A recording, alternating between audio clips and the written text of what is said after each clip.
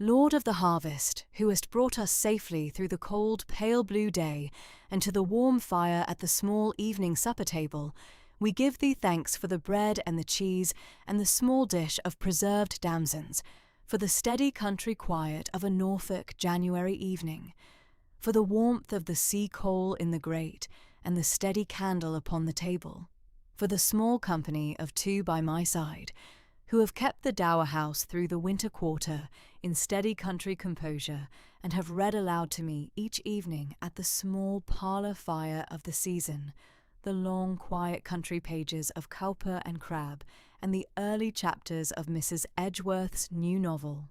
We give thee thanks for the small steady country news of this morning's post, the one quiet letter from town from my son, who writes that he shall come home from his town business on Friday next at noon, and shall remain at the Hall through the rest of the winter quarter and into Lent. We give thee thanks for the standing parish charities of the village, for the coal of Widow Brett and the small Christmas pension of old Mr. Penberthy, and the new slates set upon the parish school roof in November last by the kind agreement of my late husband's standing trustees. We give thee thanks for our health, for our quietness of mind, for our small daily duty done. We commend ourselves anew to thy keeping, and we ask thy continued blessing upon this small evening supper, and upon the small country household of the dower house at Combe Royal in Norfolk, and upon the long broader country to the east and the west, and the south and the north of us, and upon our son and brother and Duke at his town business in London, and upon the post road that shall carry him home to us on the morrow's morrow, at noon. Amen. The small panelled dining room at the Dower House at Combe Royal in Norfolk on Wednesday evening, 13th January, 1819 at 6 o'clock. The walls in plain pale cream paint, above the low dark wainscot, a small mahogany dining table laid with plain white linen at the centre of the room, 3 places set, 2 brass candlesticks burning steady at either end of the table, the small sea-coal fire low in the grate beneath the marble chimney-piece on the south wall, a plain mahogany sideboard against the north wall bearing a brown earthenware teapot and a small ewer of well water. The leaded west window stood close curtained against the cold, pale blue Norfolk January night beyond. A plate of cold mutton at the centre of the table, a wedge of plain country cheddar upon a small wooden board, a small dish of preserved damsons in their syrup, a small loaf of country bread upon a plain platter, 3 plain country plates of pewter, 3 plain horn-handled knives, 3 plain napkins of unbleached linen, 3 figures at table. At the head, the lady who had said the grace, Lady Beatrice Lindsley, Dowager Duchess of Combe Royal, 62, soft silver hair beneath plain lace cap, kind firm mouth, plain dove-grey silk for half-mourning of the late 4th Duke, her husband dead Easter, 1813. At her right hand, a young woman of 24, Miss Frederica Tarn, small and neat, soft auburn brown hair pinned plain, clear pale blue eyes very steady, in plain dark serge companion's gown with a clean white collar.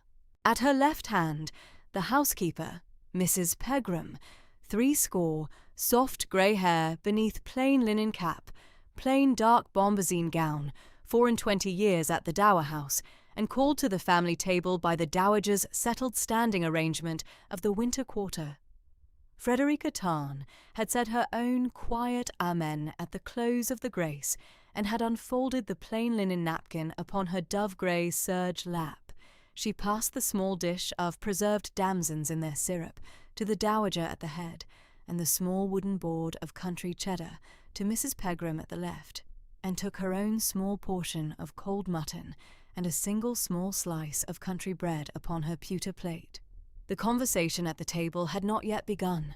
The small, steady sea-coal fire in the grate gave its low warmth to the small panelled room, the candles burnt steady. The brown earthenware teapot stood ready upon the sideboard.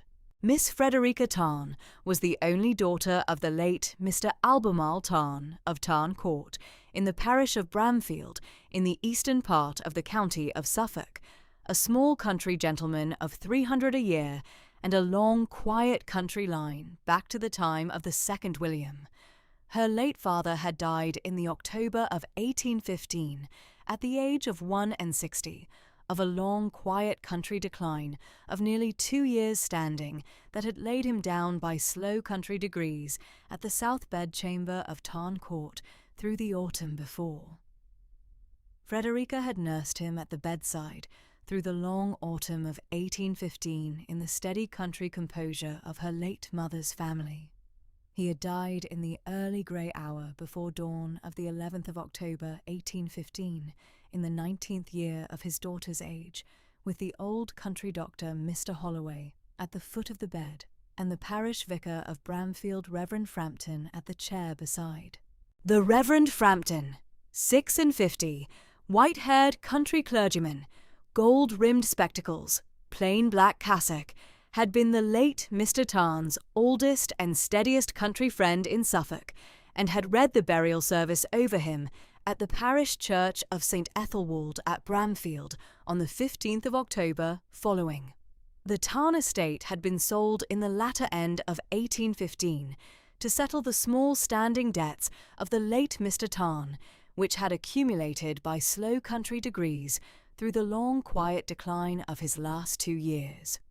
The small house, the small home farm, the small acreage of Bramfield Wood, the small country plate, the small country library, had been sold at the Lady Day quarter of 1816.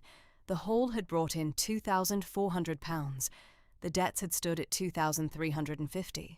The residue had been a clear £50, and the small wardrobe of Frederica's plain country clothes. Frederica, at the age of 20 in the April of 1816, had been taken in by her late father's only sister, her late aunt, Miss Penelope Tarn, at the small parsonage cottage at the village of Cockfield, near Bury St. Edmunds, where her aunt had lived as Reverend Whittingham's standing housekeeper for the previous 12 years. Frederica had laid the £50 into the 3% funds at the Bury Bank for £1 10s a year, and her aunt had added a further £40 a year out of her own small annuity, with Frederica's keep at the parsonage cottage free of board. Frederica had lived 3 years in steady country composure at the small parsonage cottage on the £40 a year, and the small kindness of the village neighbours. She had read with Reverend Whittingham of an evening. She had taught the plain reading and small Latin of the 2 younger daughters of his married elder daughter, Mrs. Pringle, of the next parish. She had taken in the small plain country sewing of the village christenings and weddings. She had kept the small kitchen garden at the back of the parsonage cottage in steady order. Her late aunt, Miss Penelope Tarn, had died at the parsonage cottage in the May of 1818, at the age of 65, of a short country fever of 3 days' standing. Frederica had nursed her at the bedside. The small annuity had ceased at her aunt's death by its settled terms. Frederica had been left, at the age of 23, with the steady £50 in the funds, her plain country wardrobe, and no present house in the world. Reverend Frampton, in the second week of June 1818, had written to her from Bramfield with the small steady country recommendation of his late old friend, Mr. Tarn's only daughter, to the Dowager Lady Beatrice Lindsley of Coombe Royal in Norfolk, who was at that time looking for a companion reader at the Dower House. Frederica had had no other place. She had written in steady country gratitude to Reverend Frampton and to the Dowager. She had been hired in the July of 1818 at the standing wage of £50 a year and her keep, and had come up to Norfolk by the Bury and Norwich coach at the latter end of that same month. The small panelled dining room of the Dower House at Coombe Royal stood at the southeast corner of the small 2-storied country house that lay half a mile from the great park along the lane through the home meadow. The Dower House was of red Norfolk brick, plain and square and country built, with leaded windows north and south and a small slate roof, 6 small rooms below and 6 small bedchambers above, a small kitchen and a small scullery, and a small dairy at the north end, a small panelled dining room and a small panelled south parlour, and a small north study below stairs, and at the back a small kitchen garden of 1/2 acre running down to the small mill stream of the Bure. Mrs. Pegram had kept the small country household at the Dower House for 24 years. First under the late Dowager, Marmaduke's grandmother, who had died there in 1801, and then under the present Dowager from the Easter of 1813. She kept the small standing kitchen accounts at the small writing desk in the scullery, and the small standing linen press in the north passage above stairs, and the small standing kitchen garden at the back. She had been called to the family table at the small evening supper through the winter quarter by the Dowager's settled standing arrangement of the 3 Januaries past, when the Dower House had no other present company, and she sat at the left hand of the table at her own small portion of the plain country supper, with the steady, composed country quietness of 24 years' service. The Dowager kept her small, steady country round of the day. She rose at 7:30, read the morning chapter in her plain country Bible at the small north study fire at 8, broke her fast at 8:30 at the small breakfast room with Frederica, walked through the small kitchen garden with Mrs. Pegram at 9:30 to give the small standing kitchen orders for the day, sat at the south parlour at her small standing parish accounts and her small standing country correspondence from 10 until 12, took her small plain country dinner at 1, walked the 1/2 mile through the home meadow to the village of Coombe Royal by the Boar, or the great park, or the small parish school at 2, returned at 4, took tea at 5 at the small south parlour, supped at 6 at the small dining room, and read with Frederica at the small parlour fire from 7 until 9. She went up to bed at 9:30. The pattern had not varied in 6 months past. The post had come on the Wednesday morning at 9:30 by the small Coombe Royal by the Bure parish messenger, the boy Tom Holberry, who carried up the small standing morning bag from the village post office to the Dower House and the park together. The Dowager had taken the small post bag at the small breakfast room door at the standard hour. There had been the one quiet letter from town from her son, sealed with the small black wax of his standing seal in the form of the Coombe Royal coronet, over the letter L, directed in his plain firm hand to Lady Beatrice Lindsley at the Dower House at Coombe Royal, Norfolk. She had broken the seal at the breakfast table, with Frederica seated opposite her at the small breakfast-room board over the brown earthenware teapot and the small dish of plain country toast. She had read the letter once through to herself in steady composure, and had then read it aloud to Frederica plainly. Her son wrote in his plain, firm town hand that the business of the Standing Lindsley Trust at Mr. Threadneedle's chambers at Lincoln's Inn should be finished by the end of the present week, that he should leave town by the 8 o'clock mail of Thursday evening, the 14th instant, that he should reach the park on the Friday following, the 15th instant, at 20 minutes to noon, and that he should remain at the Hall through the rest of the winter quarter and into Lent. He sent his steady country love to his mother, and his country compliments to Mrs. Pegram at the Dower House. The Dowager had folded the letter at the close, had set it down by her plate, and had taken her cup of black tea in steady composure. "Marmaduke shall be home on Friday at noon," she had said plainly across the breakfast table to Frederica. "He shall keep his standing winter quarter at the park. Mrs. Pegram shall need to air the small south parlour for his standing Tuesday afternoon calls. The Reverend Frampton shall be glad of his return. The standing parish business has wanted the Duke's signature these 6 weeks past."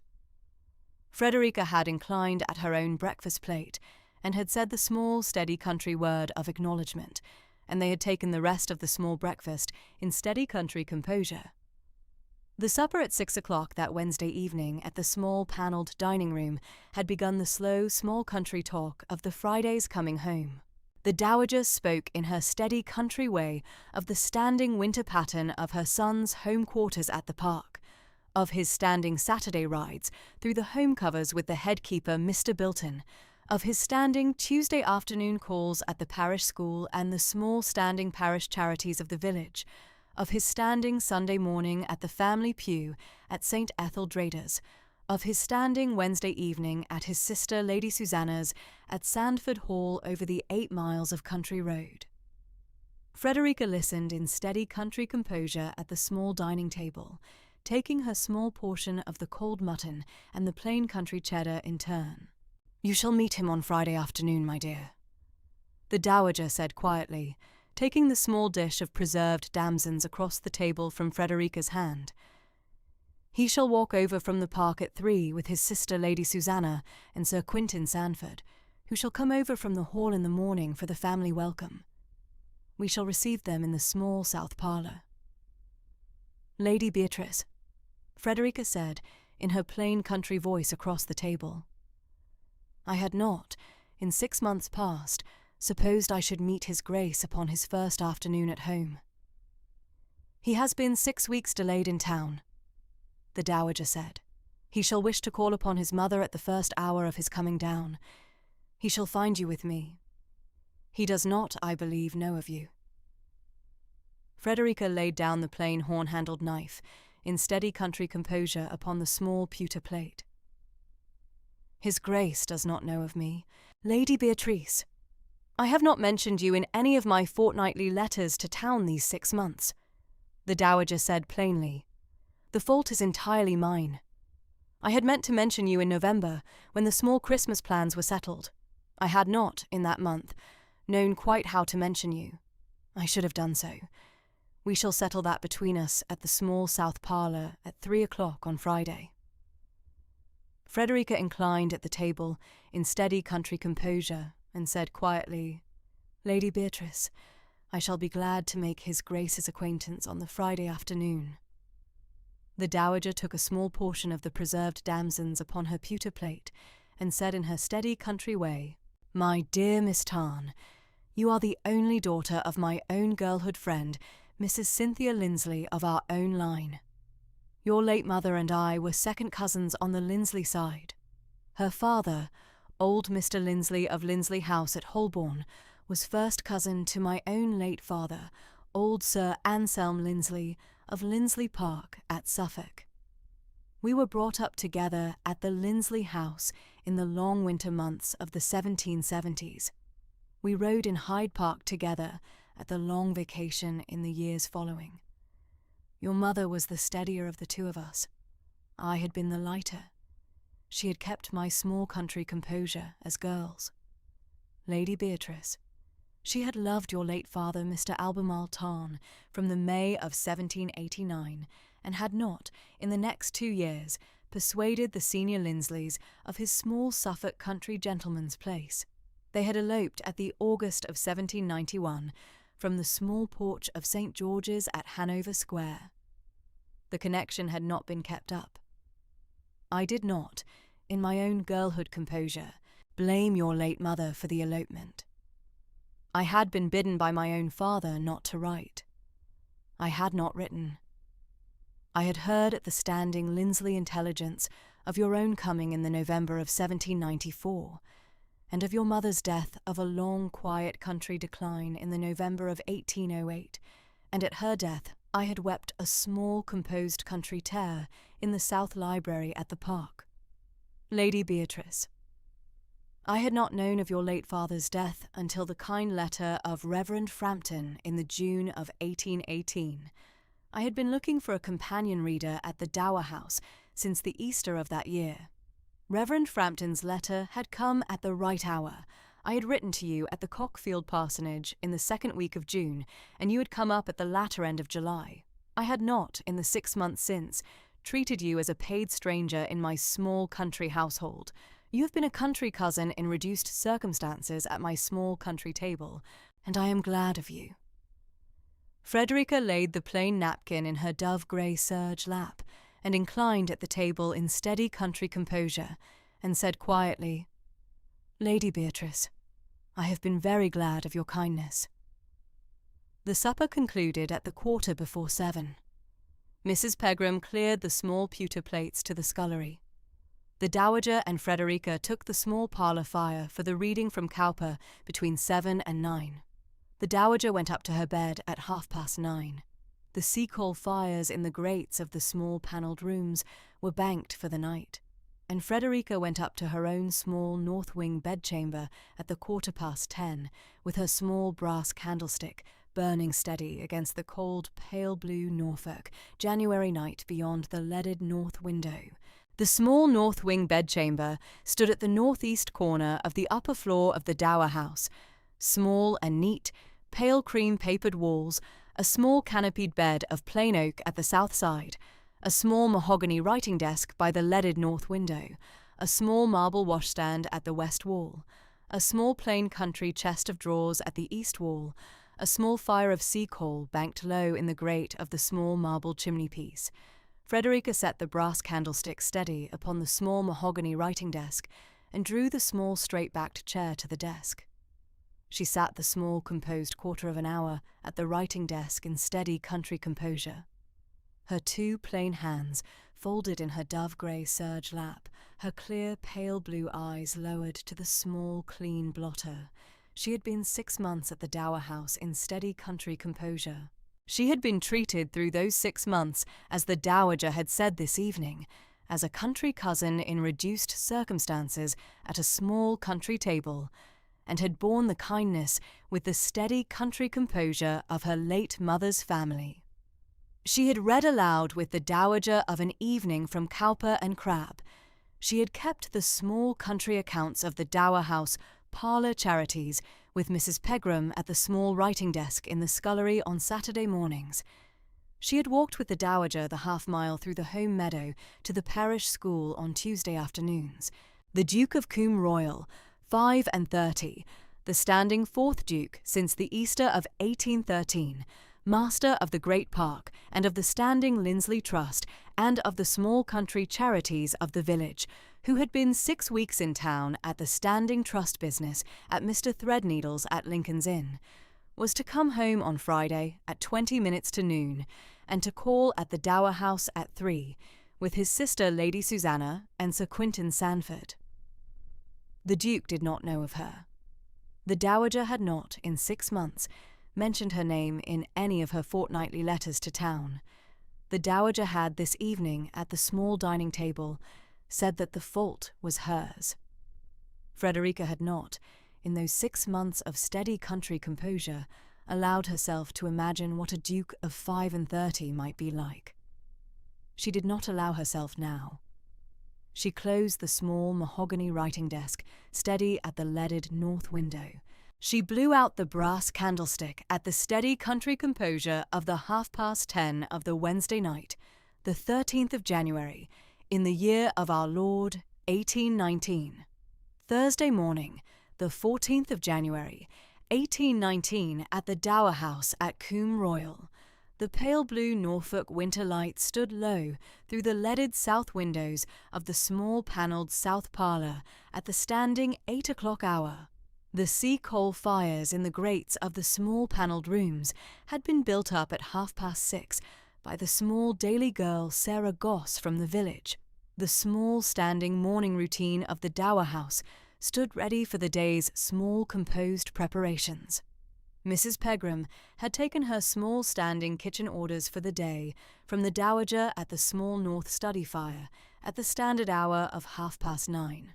Mrs. Pegram should air the small south parlour for the Duke's coming home, should sweep out the small grate and rebuild the sea-coal fire steady at 3, should set the brass candlesticks fresh on the small marble chimney-piece, should bring out the small Indian china tea service that had been the late Dowager's standing service of the family parlour at the park before 1813, should bake a small plain Norfolk seed cake and a small plate of country shortbread, and should send Sarah down to the village shop for a 1/4 pound of fresh black tea.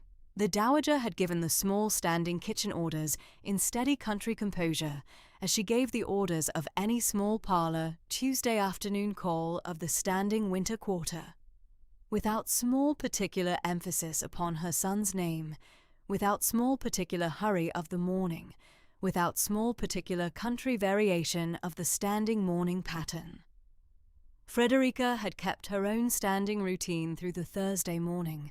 She had risen at the standing 7 o'clock hour, broken her fast with the Dowager at 8:30 at the small breakfast room, walked the half-mile through the home meadow to the parish school at the small standing Tuesday to Thursday hour of 10, with the small basket of plain country writing slates and a small parcel of plain reading books, taken the small standing reading lesson of the 8 little girls of the school's lower form at the village schoolroom from 10:30 until 11:15, and returned to the Dower House at noon.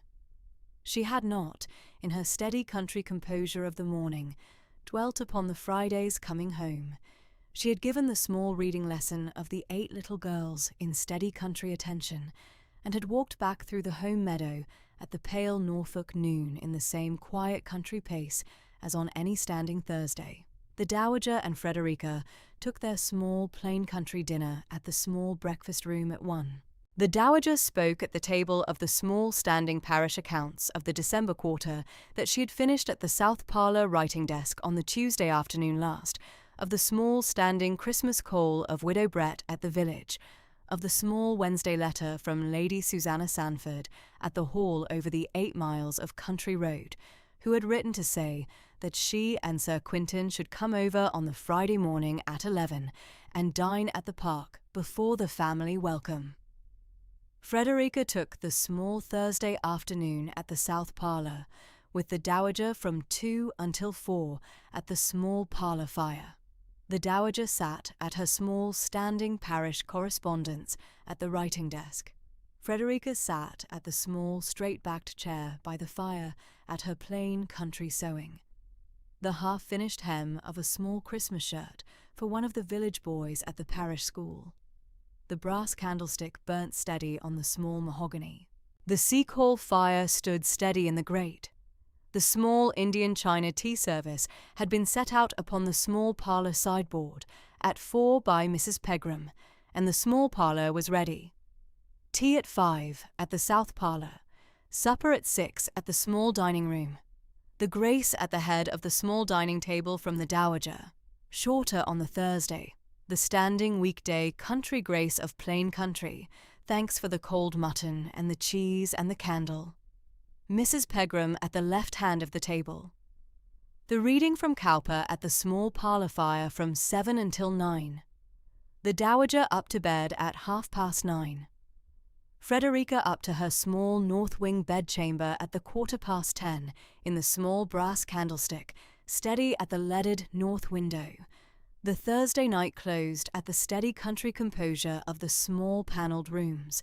Friday the 15th of January, 1819 at 20 minutes to noon.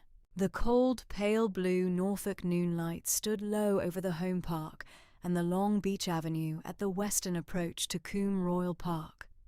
The Duke's travelling coach, a plain, dark blue chariot of the standing Coombe Royal town carriage, 4 bay horses at the pole, 2 postilions in the Coombe Royal blue and silver livery at the saddles, the standing groom Mr. Pollock at the rumble, turned in at the lodge gates at the western end of the avenue and came up the long mile of beech shadow at the steady pace of the standing town coach. Coombe Royal Park stood at the south end of the long beech avenue, a great pale stone house of 3 stories in the Palladian country fashion, built by the second Duke in the 1740s, with a long south front of 9 windows and a great Doric portico over the south door, the home park sloping away to the south through the standing oaks of the second Duke's plantation, the long flat country of the eastern Broads stretching away beyond the park wall to the east. At the great south door at 20 minutes to noon, Mr. Hapgood the butler stood receiving in the standing Coombe Royal manner. Mr. Hapgood, 63, white-haired beneath the standing black butler's cap, plain black butler's coat, with the small standing silver buttons of the Coombe Royal livery, 9 and 20 years in service at the park, first under the 3rd Duke and now under the 4th, the small standing keys of the houseplate at his hip. The Duke stepped down from the chariot at the great south door at the steady country pace of a man come home from 6 weeks at the standing trust business in town. Marmaduke Lindsley, 4th Duke of Coombe Royal, 35, tall, dark, with the firm Lindsley jaw and one streak of silver at the right temple, grey hazel eyes that did not look away, in a plain dark grey travelling coat of country superfine with a plain black neckcloth and plain black riding boots dusted with the dust of the Newmarket Road. Hapgood. Your Grace, you have kept the park steady through the 6 weeks. The park stands as it stood, Your Grace, on the 7th of December last. My mother is well at the Dower House. Her Grace is in steady country health, Your Grace. Lady Susanna and Sir Quintin Sandford have come over from the hall at 11 and are taking the dinner in the small breakfast room at this present hour. Mrs. Cuxon has set the small south library fire steady, and your standing winter chamber stands aired. Very good. I shall go in. The Duke gave Mr. Hapgood his plain, dark grey country travelling gloves at the great south door, gave a small, steady country nod to the standing under-coachman, Mr. Pollock, and the 2 postilions at the chariot, and stepped through the great Doric portico into the long-flagged south hall of the park. The household stood assembled in the long-flagged south hall at the small standing arrangement of the masters coming home. Mr. Hapgood at the head, Mrs. Cuxon the housekeeper to his right, Mrs. Colton the cook beyond, the head footman, Mr. Tregenna, the under-footmen Tom and Joel, the 2 parlour maids, Sukey and Annie, at the south end. Each gave the small, steady country bow or country bob in turn at the standing pace of the standing Coombe Royal welcome. Mrs. Cuxon, the housekeeper at the head of the line, 57, iron grey hair beneath plain linen cap, plain bombazine gown, the standing keys of the house linen and the still room, and the small standing plate cupboards at her hip, 2 and 20 years at the park, gave the small, steady country dip of welcome in her own turn. Your Grace. Mrs. Cuxon, the house is well? The house stands as it stood at your last leaving, Your Grace. I have aired your winter chamber and the small south library these 3 days past against your coming. The small south library fire is steady. The standing winter linen has been laid through the south wing. Mrs. Colton has the small luncheon set in the breakfast room for yourself, and Lady Susanna and Sir Quintin at 12:30, the standing winter dinner of plain country mutton and a small dish of the park's own preserved cherries. Very good, Mrs. Cuxon. The Duke went down the long south hall in the steady country pace of a man come home, past the small standing line of the household, past the standing Coombe Royal porters at the small north door of the hall, and through to the small breakfast room at the southeast corner of the ground floor, where his sister and brother-in-law had been waiting since the 11 o'clock hour. Lady Susanna Sandford, née Lindsley, 38, dark hair like her brother's pinned plain beneath a small straw mourning bonnet, plain country dress of dove-grey poplin, kind hazel eyes that had her brother's steady country look, the standing settled composure of an elder sister, married 12 years at Sandford Hall over the 8 miles of country road.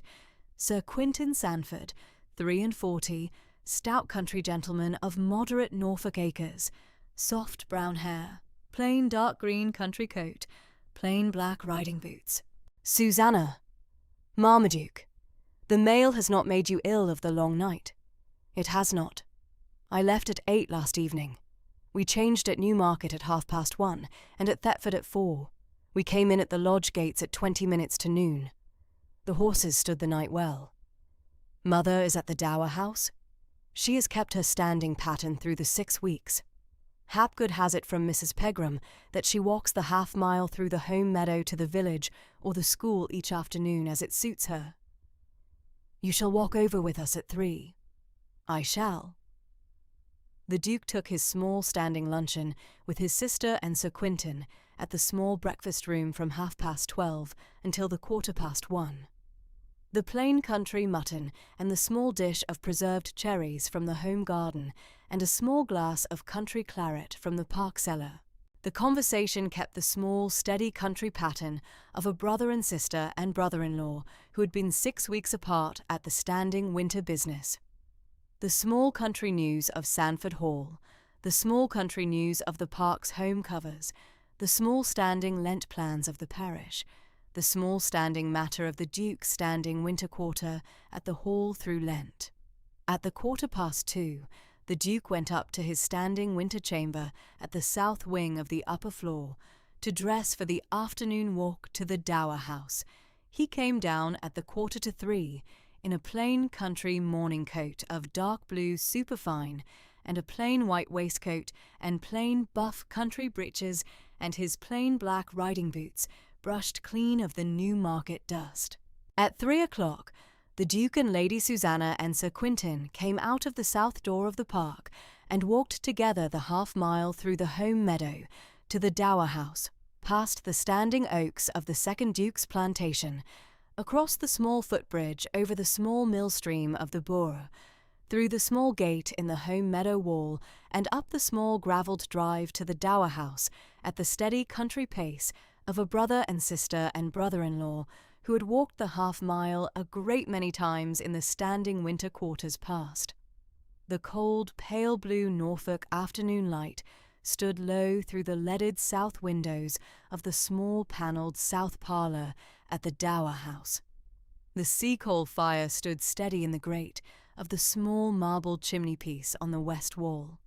The brass candlesticks burnt steady on the small mahogany sideboard. The small Indian china tea service stood ready on the small parlour table by the south window. The plain Norfolk seed cake stood on a small country plate beside the tea service. The small plate of country shortbread stood beside the cake. Mrs. Pegram had shown the party in at the small front door at 3:00 exactly. The Dowager had risen from the small chair by the south window at her son's coming in, and had given him the small, steady country embrace of a mother who had not seen her son in 6 weeks. She had then turned and presented Frederica plainly in steady country composure to her son and her daughter, and her son-in-law in turn. "Marmaduke, this is Miss Frederica Tarn, who has been my companion at the Dower House since the July last.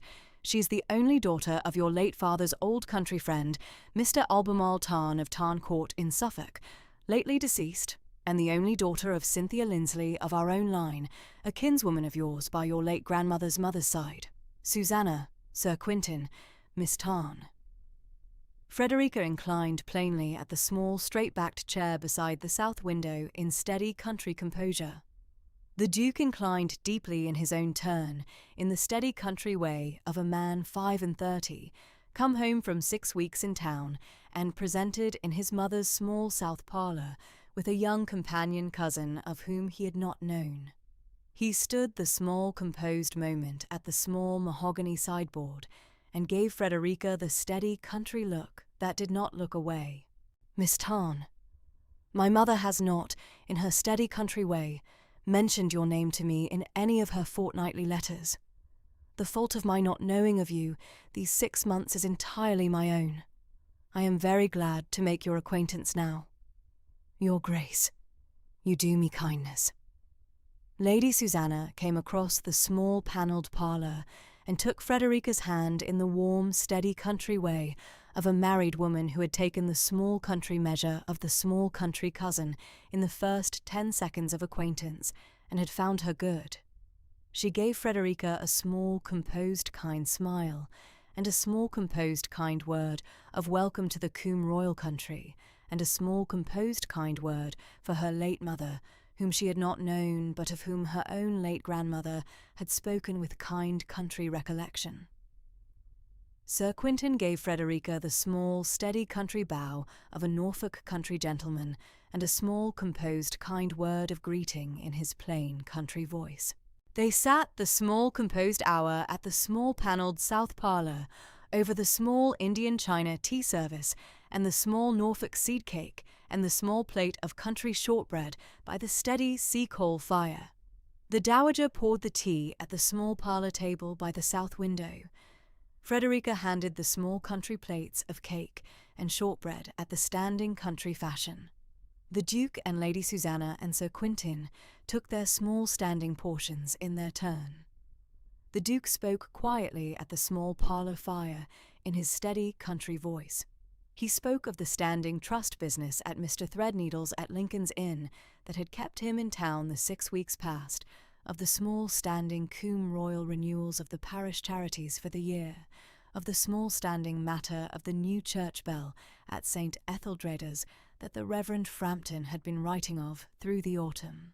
He asked Frederica plainly across the parlour fire of her late father, whom he had met at Tarn Court in his youth, in the May of 1803, his own late father having ridden down to Suffolk to look at a small standing pair of Tarn pointers, and of Tarn Court itself, which he had not since had any country occasion to revisit.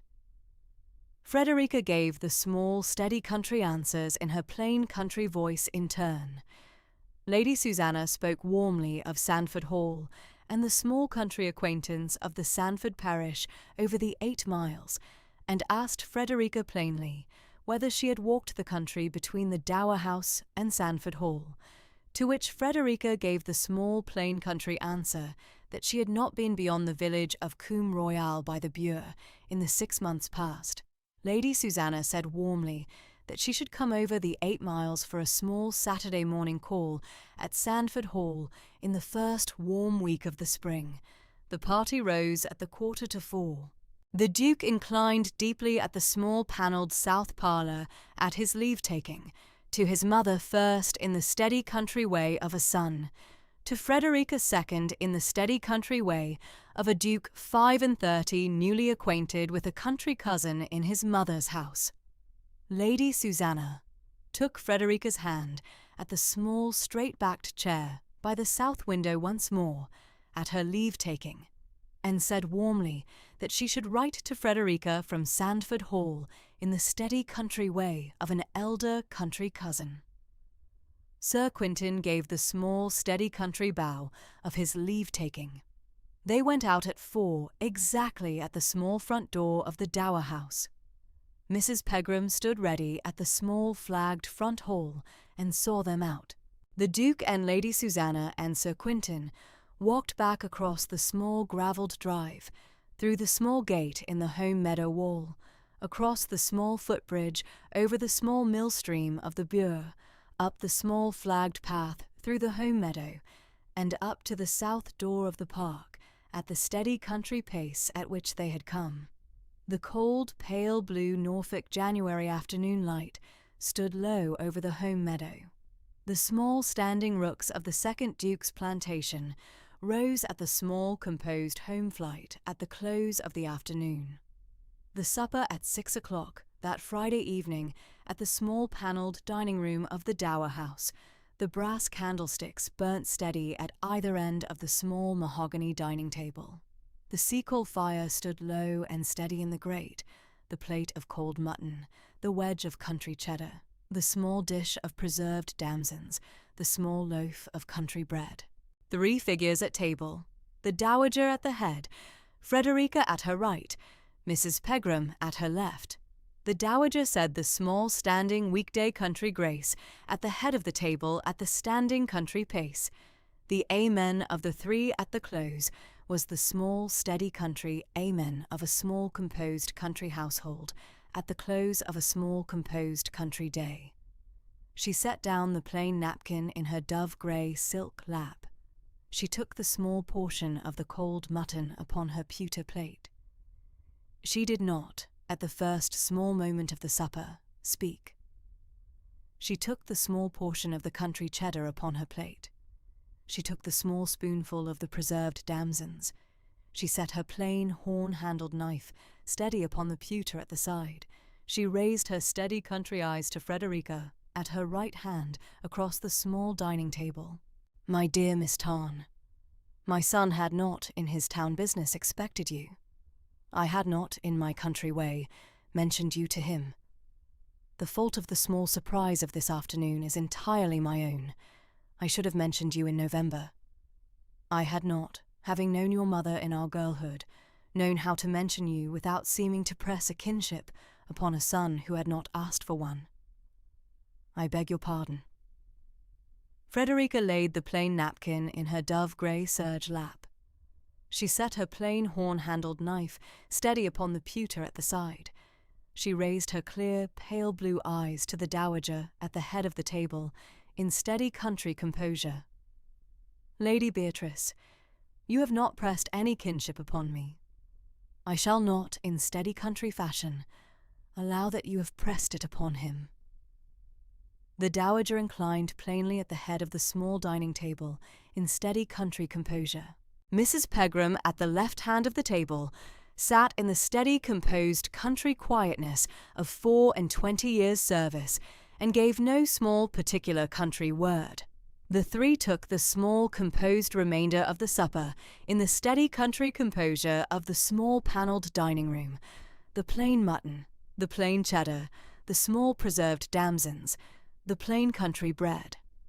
The brass candlesticks burnt steady at either end of the table. The sea-coal fire stood low and steady in the grate. The cold, pale blue Norfolk January night stood close beyond the close-curtained west window. The supper closed at the 7:15. Mrs. Pegram cleared the small pewter plates to the scullery. The Dowager and Frederica took the small parlour fire for the standing evening, reading from Cowper from 7 until 9 in the small panelled south parlour, where the same brass candlestick that had stood on the small parlour table at 3 o'clock for the small Indian china tea service stood now steady on the small mahogany. The Dowager went up to bed at 9:30. Frederica went up to her small north wing bedchamber at the 10:15, with her small brass candlestick steady at the leaded north window, in steady country composure. On the morning of Saturday, the 16th of January, 1819, the cold, pale blue Norfolk sky stood very still above the long beech avenue between Coombe Royal Park and the Dower House at the southern end of the park. And the small, steady country household of the Dower House moved through its winter quarter routine in the steady country composure of any other Saturday morning of the season. Mrs. Pegram set the small south parlour for the afternoon visit. The cleared parlour table, the cleared small low table at the Dowager's elbow, the small cleared wing chairs drawn close to the small steady sea-coal fire of the parlour grate, the small fresh candles in the standing brass candlesticks of the parlour mantel. The Dowager wrote a quiet letter at the small writing desk in the small north window of the parlour to her steward at the park about the new slates upon the parish school roof and the standing sea-coal accounts of the small parish charity coal of the winter quarter. Frederica read aloud at the small reading chair beside the south window the morning's 2 columns of the small county weekly paper, while the cold sea-coal kindled in the small parlour grate at the steady country pace of a Norfolk winter morning. And at 2:45, the small carriage wheels were heard upon the small gravel of the Dower House sweep, and Mr. Hapgood's voice was heard in the small entry hall, announcing his Grace the Duke of Coombe Royal. Marmaduke came in plainly, in his country coat of plain dark blue superfine, and his plain buff country breeches, and his plain country boots, and bowed plainly to his mother at the parlour fire, and inclined plainly to Frederica at the small reading chair beside the south window, and took the wing chair the Dowager indicated to him at her right hand. Mrs. Pegram brought in the tea tray at 3 precisely, the small Dower House silver teapot, the small plain country teacups of the standing winter quarter service, the small plate of plain country bread and butter cut thin, the small dish of preserved damsons in their syrup, the small wedge of plain country cheddar cut into small country pieces. The Dowager poured. The conversation was of small, steady country matters. The new slates set in November last upon the parish school roof at Coombe Royal by the Boar, by the kind agreement of the late 3rd Duke's standing trustees, the standing parish coal allowance for old Widow Brett at the small cottage beside the small parish pond. The small Christmas pension settled in October last upon old Mr. Penberthy of the lodge cottage at the south gate of the park, the steady cold of the January quarter, and the sea coal accounts at the park, the small county weekly paper of the Thursday morning, and its small column of country news from the small market town of North Walsham. The Duke spoke quietly and at small intervals, in his quiet country baritone of a man of 35 years, at the small country leisure of his own mother's tea-table. The Dowager held the small country thread of the small country talk in her settled country way. Frederica answered when she was addressed, in her plain, steady country voice, and offered no remark in her own first person, and held the small bound volume of the morning's reading at her knee under the small white linen napkin of the tea-tray. The hour passed at the steady pace of any small country tea-hour. At 4 o'clock, Marmaduke rose, bowed to his mother, inclined to Frederica, and took his leave, and Mrs. Pegram cleared the tray, and the small parlour returned to its steady country quiet of any other Saturday afternoon of the long winter quarter at the small dower house at Coombe Royal in the county of Norfolk. On Monday the 18th, the Duke called again at 3. He sat the small hour. He drank the small tea at the small tea-table.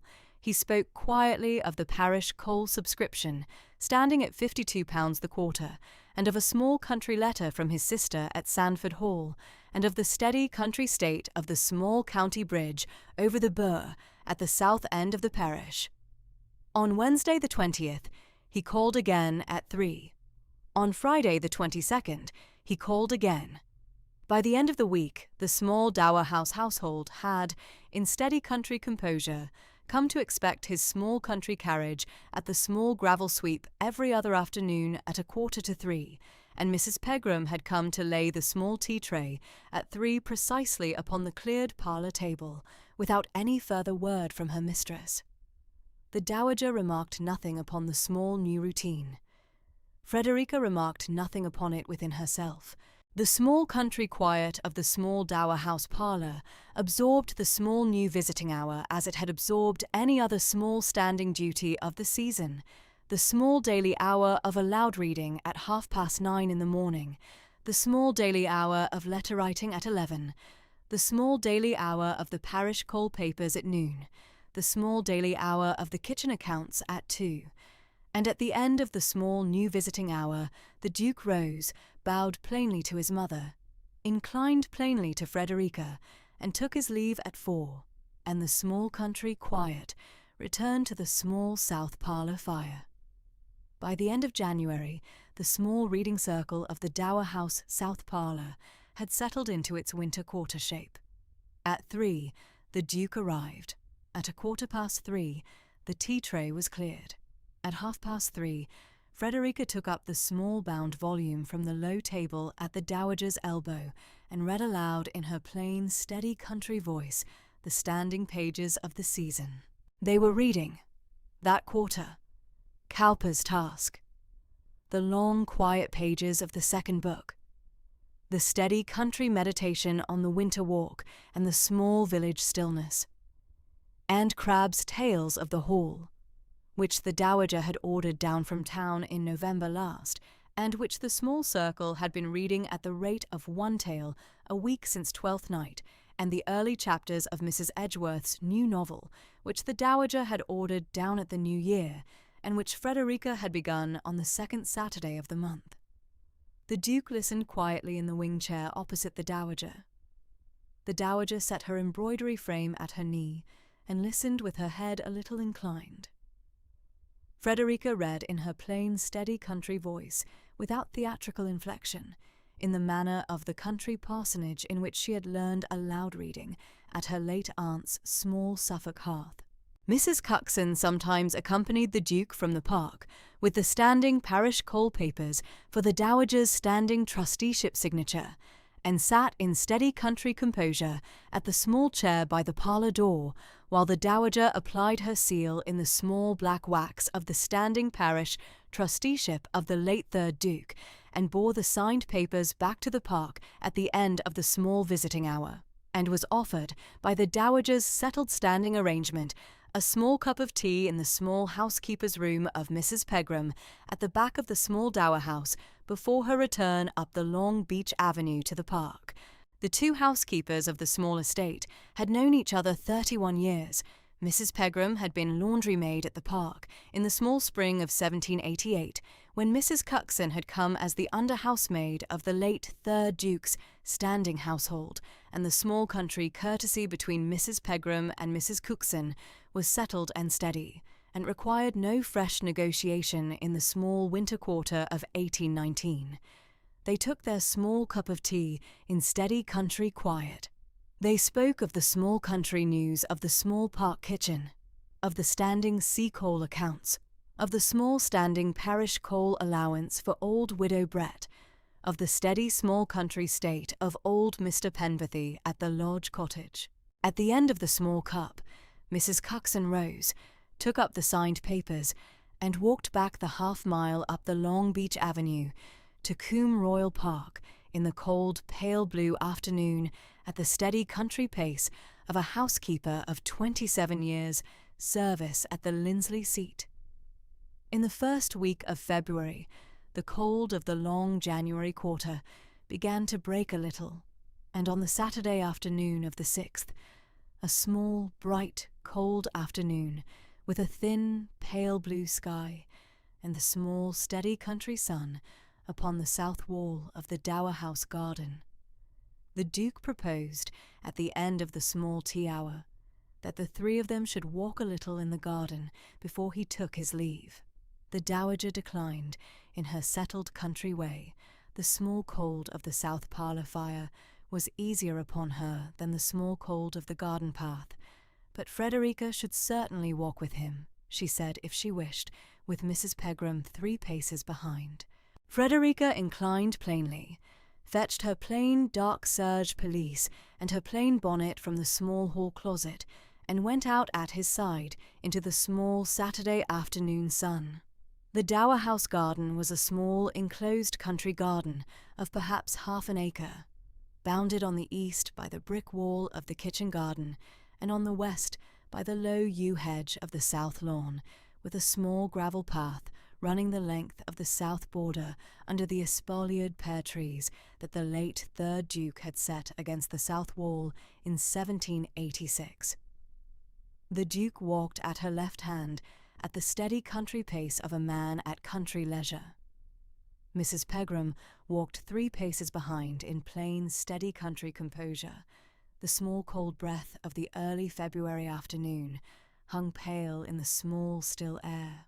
The Duke spoke quietly of her late father, Mr. Albemarle Tarn, of Tarn Court in Suffolk, whom his own late father had hunted with in the 1790s, whom he himself had met as a small boy at his father's knee at the park in the long-distant August of 1793, when Mr. Tarn had come down for the partridge shooting, whom he had not, in his town business, kept any further acquaintance with after his own father's death at Easter 1813, whom he had not known until the Dowager had named him at the small supper table on the evening of Friday last, to have died in October of 1815, nor known the small estate at Tarn Court to have been sold at his death to settle the small country debts of a long quiet decline. Frederica answered quietly. Her father had been a kind man, she said, of a quiet country temper, fond of his books and fond of his small library at Tarn Court, and fond, in his youth, of his hunting mares. He had ridden very little after her mother's death in 1808. He had read steadily through the long, quiet decline of his last 7 years, Cowper and Crabbe and the Tatler, and the old country sermons of Dr. South, and the small county histories of Suffolk and Norfolk and Cambridgeshire that he had collected at the small county auctions of his earlier years. He had kept the small country library of 3,000 volumes at the small south end of the court in steady country order to the small last week of his life. He had remembered the late 3rd Duke at his deathbed in steady country fondness, and had spoken to her on the small Friday afternoon of the 10th of October, 1815, of the small partridge shooting of September 1793 at Coombe Royal Park, when he had ridden over from the small inn at North Walsham at the late 3rd Duke's standing country invitation, and had taken his small share of the small standing September shooting, and had stayed 3 nights at the park in steady country quiet, and had been shown the small library at the park by the late 3rd Duke himself on the small Sunday morning of the 22nd of September, 1793. He had died at Tarn Court on the 17th of October, 1815 at 9:30 in the morning, with his old Suffolk attorney at his side and his small remaining household in the next room, in the steady country composure of a man at the end of a long, quiet decline. She had been his only surviving child. The estate had gone to settle his small standing debts in the spring of 1816. She had been left with the small annuity of £40 a year from her late mother's settlement, and had gone to live quietly with her late father's sister at the small Suffolk parsonage of Heather by Ouse until her aunt's death in May 1818, when she had, on the long-standing recommendation of her late father's old country friend, Reverend Frampton, accepted the small post at the Dower House. The Duke received this small country account in steady country quiet. He did not press her further. They walked the length of the gravel path under the south wall and back, and at the gate he bowed plainly to her and took his leave, and Mrs. Pegram walked her quietly back to the south parlour, where the Dowager sat in steady country composure at the fire.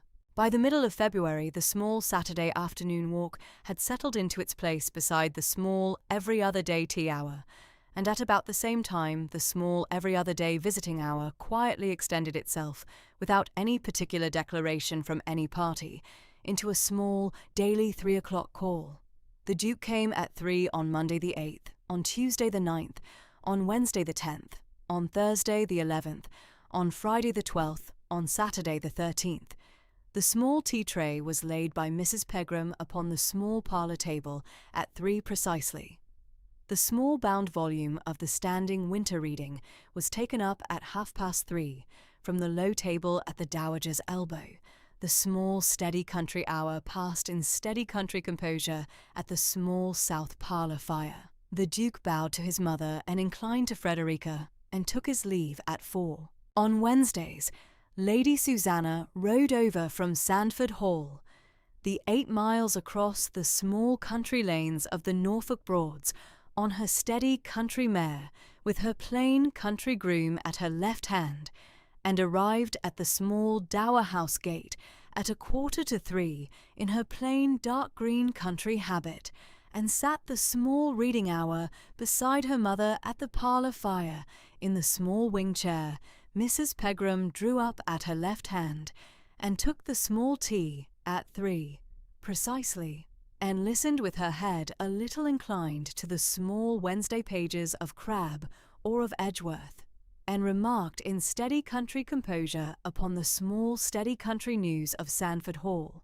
the new small herd of country Suffolk punches at the home farm, the standing parish coal subscription of her own parish at Sandford St. Margaret, the small steady country state of Sir Quintin's gout, and rode back at 5 in the pale cold winter dusk by the small country lane, through the home farm, and across the small county bridge over the Bure. She approved Frederica steadily and warmly in the small steady country way she had approved her at the first 10 seconds of acquaintance on Friday afternoon the 15th of January. And the small country friendship between the Duke's elder sister and his mother's paid companion reader settled itself, in the small Wednesday afternoons of the middle of February, into a small settled standing country fact of the small household at the Dower House at Coombe Royal. On Sunday the 14th of February, the small country household of the Dower House walked the half-mile through the park to St. Etheldrada's parish church at Coombe Royal by the Bure for the morning service at 10. The Dowager in her plain dove-grey silk for half-mourning and her plain black bonnet, Frederica at her left hand in plain dark serge and plain black bonnet, Mrs. Pegram 3 paces behind, the small cold pale blue Sunday morning steady above the long beech avenue. The Duke and Lady Susanna and Sir Quentin met them at the small church porch at 5 minutes to 10, and the small Lindsley family pew at the east end of the small south aisle was taken up in steady country composure for the standing parish service of the second Sunday after the Epiphany. Reverend Frampton preached the steady country sermon of an English country vicar of 56 years at the standing parish work, a quiet text from the small 5th chapter of the second epistle to the Corinthians upon the small daily duty done in steady country quiet and the steady country quiet of a Norfolk village in the cold pale blue quarter of the winter, and the small standing parish charities of the village, and the small standing parish duties of the standing parish trustees of the late 3rd Duke. He preached for 22 minutes by the small parish clock above the chancel arch, in the steady country baritone of a man at the small standing pulpit work of 31 years at the parish of Coombe Royal by the Bure. The small country congregation of perhaps 80 country souls listened in steady country composure from the small box pews of the small parish nave. The small parish organ played the standing closing hymn of the second Sunday after the Epiphany.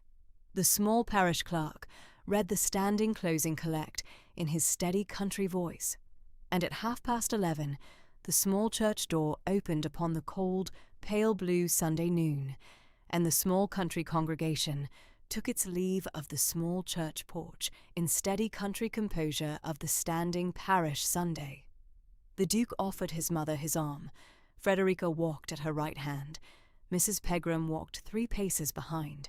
The small steady country pace down the long beech avenue from the small church porch to the Dower House gate was a steady country pace of a country gentleman walking his mother and her companion reader home from the standing parish service of the Sunday morning.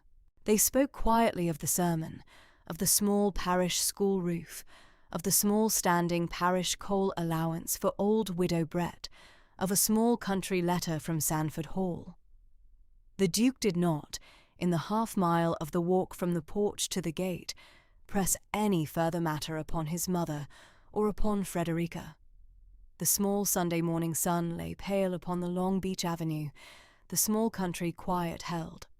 At the Dower House gate, the Duke stopped at the small iron latch, set his hand quietly upon the post, and spoke in the steady country gravity of a man asking a particular question of his mother in the steady presence of a particular lady, in the small, cold, pale blue noon of a Norfolk Sunday in the middle of February 1819.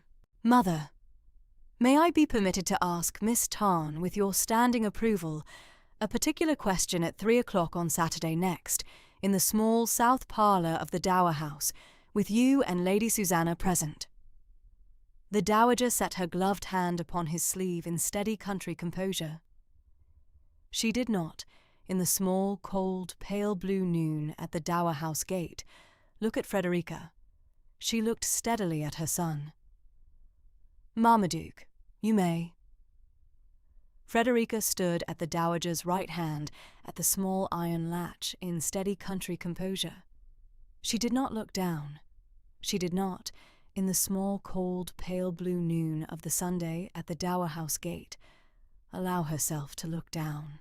She inclined plainly to the Duke at the small post, in the steady country composure of a paid companion reader of 6 months at the Dower House, who had walked the steady country acquaintance of the daily 3 o'clock call through the 4 steady country weeks of the late January and the early February of the cold, pale blue Norfolk winter, and who had, in steady country composure, allowed herself to know. In the small Saturday afternoon walk, under the espaliered pear trees against the south wall, in the small Wednesday reading hour beside the Dowager's frame at the parlour fire, in the small Sunday morning walk down the long beech avenue from the church porch to the gate, that the particular question of the small south parlour of Saturday next at 3 o'clock was the steady country question that a country gentleman asks once in his life of a particular lady, at a particular gate, on a particular cold, pale blue noon of a Norfolk winter Sunday, in the steady standing presence of his particular mother. Your Grace, I shall await the question. The Duke inclined deeply. The Dowager inclined plainly. Mrs. Pegram, 3 paces behind, held the small, steady country composure of 24 years' housekeeping at the Dower House. The small iron latch lifted, the small gate swung quietly, the small Sunday noon held, and the 3 figures passed in steady country composure through the small gate of the Dower House garden, into the small gravel sweep, and to the small south door of the Dower House, where Mrs. Pegram unlatched the small iron handle and held the small door for her mistress, and the small, cold, pale blue Sunday noon of the 14th of February, 1819, at the Dower House at Combe Royal in the county of Norfolk, passed into the small quiet of the south parlour fire. On the cold, pale blue morning of Tuesday the 16th of February, 1819, at 20 minutes past 10 o'clock, a small hired post-chaise, drawn by a pair of small, tired country post-horses, turned the corner at the south lodge of Combe Royal Park, came up the long beech avenue at the steady country pace of a hired chaise at the small end of a long London journey, and drew up at the small carriage sweep at the south door of the park in the steady country composure of an unannounced arrival upon a country gentleman's morning of his country quarter. Mr. Hapgood opened the small south door at the steady country pace of a butler of 29 years at the standing service of the Lindsleys, looked once at the small hired chaise and the small tired country horses, looked once at the small florid figure descending in his greatcoat from the small step of the chaise, and inclined plainly in the small country, courtesy of the standing porch. Sir Mungo Haliburton, florid, oily, in primrose silk waistcoat beneath his travelling coat, a quizzing-glass on a long black ribbon at his throat, the small fingers of his left hand rather puffed at the joints, gave his name in the small, petulant voice of a London gentleman at the small end of a cold country journey, and demanded immediate audience of his Grace, the Duke of Combe Royal, upon a matter of family business of the first standing importance. Mr. Hapgood inclined plainly. He showed Sir Mungo into the small morning room at the east end of the entry hall, a small panelled country room with the small cold sea-coal fire newly kindled, the small standing country chairs of the park morning room, the small writing desk at the south window, and went in steady country composure to inform his Grace the Duke at the small writing table of the south library that his Grace's cousin Sir Mungo Haliburton had come down by hired post-chaise from London and waited in the morning room. The Duke read the small calling card. He sat a moment in steady country composure at the small writing table. He had not seen Sir Mungo Haliburton in town since the small summer of 1815 at White's, when Sir Mungo had attempted to borrow £350 from him at the small standing card table of the club. He had not, in any letter, had any communication from Sir Mungo Haliburton in the 4 years since. He knew, from the small, steady country sources of his own town acquaintance, that Sir Mungo's small London fortunes had been in the steady country decline of a man at the small standing card tables of his club for the better part of 15 years. The small unannounced country arrival at 20 past 10 of a Tuesday morning of February of his town cousin upon a matter of family business was not a matter that any country gentleman of the steady country, quiet of Combe Royal, received in his morning room, without the small standing presence of his family solicitor. The Duke rang the small bell at his writing table. Mr. Hapgood appeared. The Duke instructed him to send a small mounted country messenger at the steady country gallop to the small inn at North Walsham, where Mr. Threadneedle had been lodged at the standing country expense of the estate since the small Monday afternoon of the previous week for the standing quarter audit of the small estate accounts of the late 3rd Duke, with the small standing country request that Mr. Threadneedle ride at once to the park upon a matter of family business of the first standing importance. The Duke then walked in steady country composure across the small entry hall, opened the small morning-room door, inclined plainly to Sir Mungo at the small fire, and took the small standing wing chair at the writing desk in the south window in steady country composure. Mr. Threadneedle, thin, grey, scholarly, in plain black superfine and gold-rimmed spectacles, with the small portfolio of the standing Lindsley papers under his left arm, arrived at the small south door of the park at 20 minutes past 11 by the small hired country mare of the inn at North Walsham, in the steady country composure of a Lincoln's Inn solicitor of 54 years, at the small steady country quarter audit of his standing family client. Mr. Hapgood showed him into the small morning-room. The Duke inclined plainly to Mr. Threadneedle, indicated the small wing-chair at his own left hand, and waited in steady country composure for Sir Mungo to open his small standing country business. Sir Mungo produced from the small leather satchel at his feet a folded paper of 3 closely written pages in the small clerkly hand of a Furnival's Inn solicitor of the second standing. He laid the paper upon the small writing desk at the south window.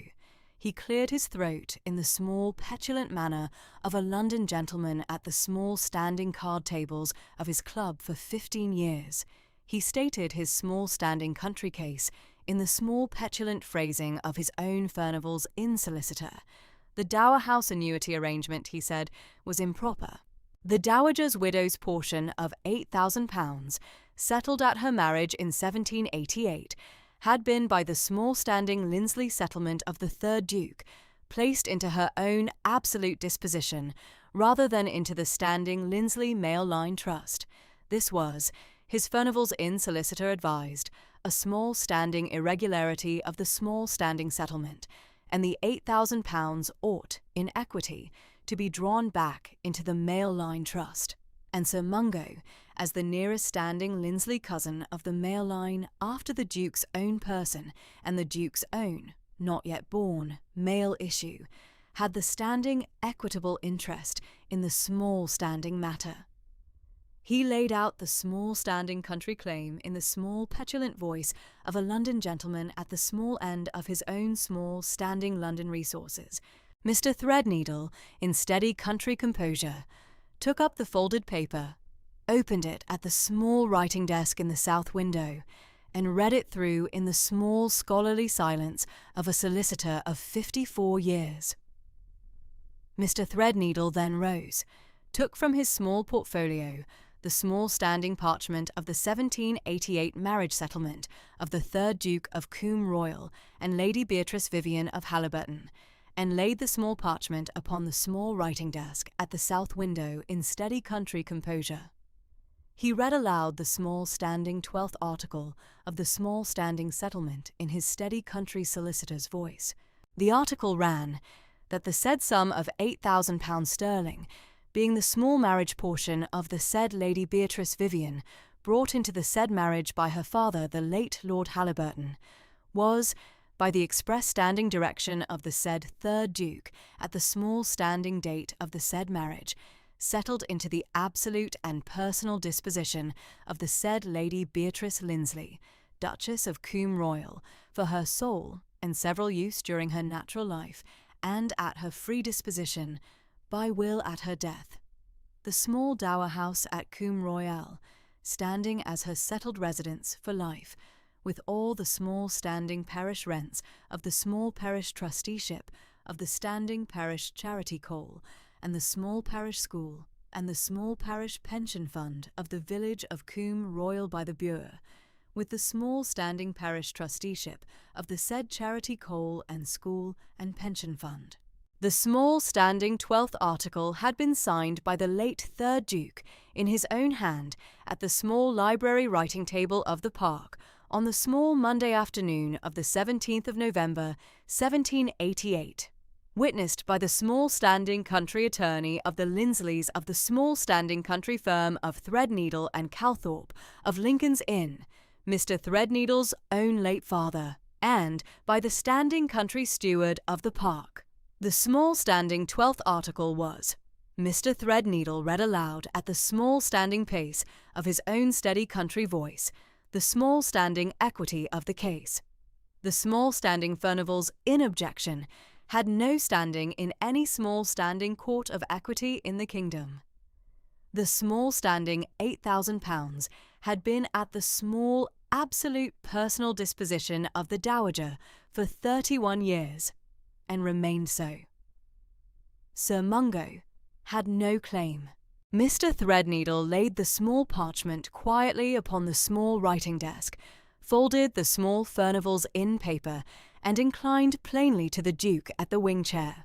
Sir Mungo, in the small petulant manner of a London gentleman whose small standing country claim has been read out of the small standing parchment of his own great aunt's marriage settlement, in the steady country voice of his cousin's Lincoln's Inn solicitor at the small morning-room fire of his cousin's country seat, sat a moment in small petulant silence at the small standing wing chair. He then attempted, in the small petulant manner of his small standing club acquaintance, a small standing country hint. He had, he said, heard in town of his cousin's small standing daily 3 o'clock calls at the small dower house upon his great aunt's paid companion reader through the 6 weeks of the early winter. The small standing daily calls had, he was given to understand, been quite the small standing country talk of the small standing country acquaintance of the cousins at White's. A paid companion reader was, he said in the small petulant manner of his small standing club acquaintance, not perhaps the small standing country person upon whom a Duke of Coombe Royal should call daily at 3 of an afternoon at his mother's dower house for 6 weeks together without the standing country presence of the lady's family or any small standing country guardian. The small standing country talk in town was, he hinted in the small petulant manner of his standing club, of a small standing country compromise of the small standing country reputation of the paid companion reader by the small standing daily country attentions of the Duke of Coombe Royal. The Duke set his hand upon the small arm of the standing wing chair. He did not rise. He looked steadily across the small morning-room at Sir Mungo Haliburton in the steady country composure of a man of 35 years at the small steady country seat of his late father, the 3rd Duke of Coombe Royal, upon whose own settled standing parchment the small standing £8,000 of his late mother's marriage portion had been read aloud, sentence by sentence, in the steady country voice of his Lincoln's Inn solicitor, for the small steady country dismissal of the small standing Furnival's Inn objection of his town cousin. He spoke in the cold steady country composure of his own quiet baritone. Sir Mungo, you have my answer in a single sentence. My mother's settlement is in her own absolute disposition under the 1788 marriage articles. Miss Tarn is the only daughter of my father's old country friend, Mr. Albemarle Tarn, and a kinswoman of my mother's by birth. You have no claim upon any of the present matter, and you have no right to use my mother's house or any lady's name in the cause of your own embarrassment at White's. Mr. Hapgood. His lordship is leaving us. Good morning. Mr. Hapgood, who had stood at the small standing country door of the morning-room through the small steady country reading of the standing 12th article, and through the small petulant country hint of the standing club, inclined plainly to his grace, and opened the small morning-room door in the steady country composure of 29 years at the standing service of the Linsleys. Sir Mungo Haliburton rose from the small standing wing-chair, took up his small leather satchel, took up his small standing primrose hat from the small standing hall-table, and was shown in steady country composure across the small entry hall and out at the small south door to his small hired post-chaise at the small carriage sweep. The small chaise turned at the steady country pace of a hired chaise at the small end of a small standing country dismissal. It went down the long beach avenue in the cold, pale blue noon at the steady country pace of its small, tired country post-horses. It passed the small South Lodge at 20 minutes past 12, and Sir Mungo Halliburton of London passed out of the small, steady country quiet of Coombe Royal Park at the small end of the small standing morning of Tuesday the 16th of February, 1819. The Duke sat a moment with Mr. Threadneedle at the small morning-room writing desk. He thanked him plainly. He requested him, in steady country composure, to remain at the inn at North Walsham for the remainder of the week, and to make the small standing country inquiries of his own Lincoln's inacquaintance into the small standing London affairs of Sir Mungo Halliburton, and to send a small standing country letter to the Park as soon as the small standing country inquiries should be answered. Mr. Threadneedle inclined plainly, took up his small portfolio, took his leave at the small south door, and rode back to the inn at North Walsham at the steady country pace of his hired mare. The Duke walked at 3 o'clock down the long beach avenue from the Park to the Dower House at the steady country pace of his daily 3 o'clock call. He sat the small tea hour at the small south parlour fire. He drank the small tea at the small tea table. He read the small standing pages of the Wednesday's Edgeworth at 3:30. He bowed to his mother and inclined to Frederica at 4. At the small parlour door, with his hand upon the small standing iron handle, he turned and inclined plainly to Frederica at the small wing chair beside the south window, and spoke in the steady country composure of his own quiet baritone in the small standing presence of his mother at the parlour fire. Miss Tarn, I cannot in honour ask you the question I had intended to ask while a slander hangs over your name in town. I shall ask it when the slander is laid to rest. Frederica inclined plainly in steady country composure at the small wing chair beside the south window.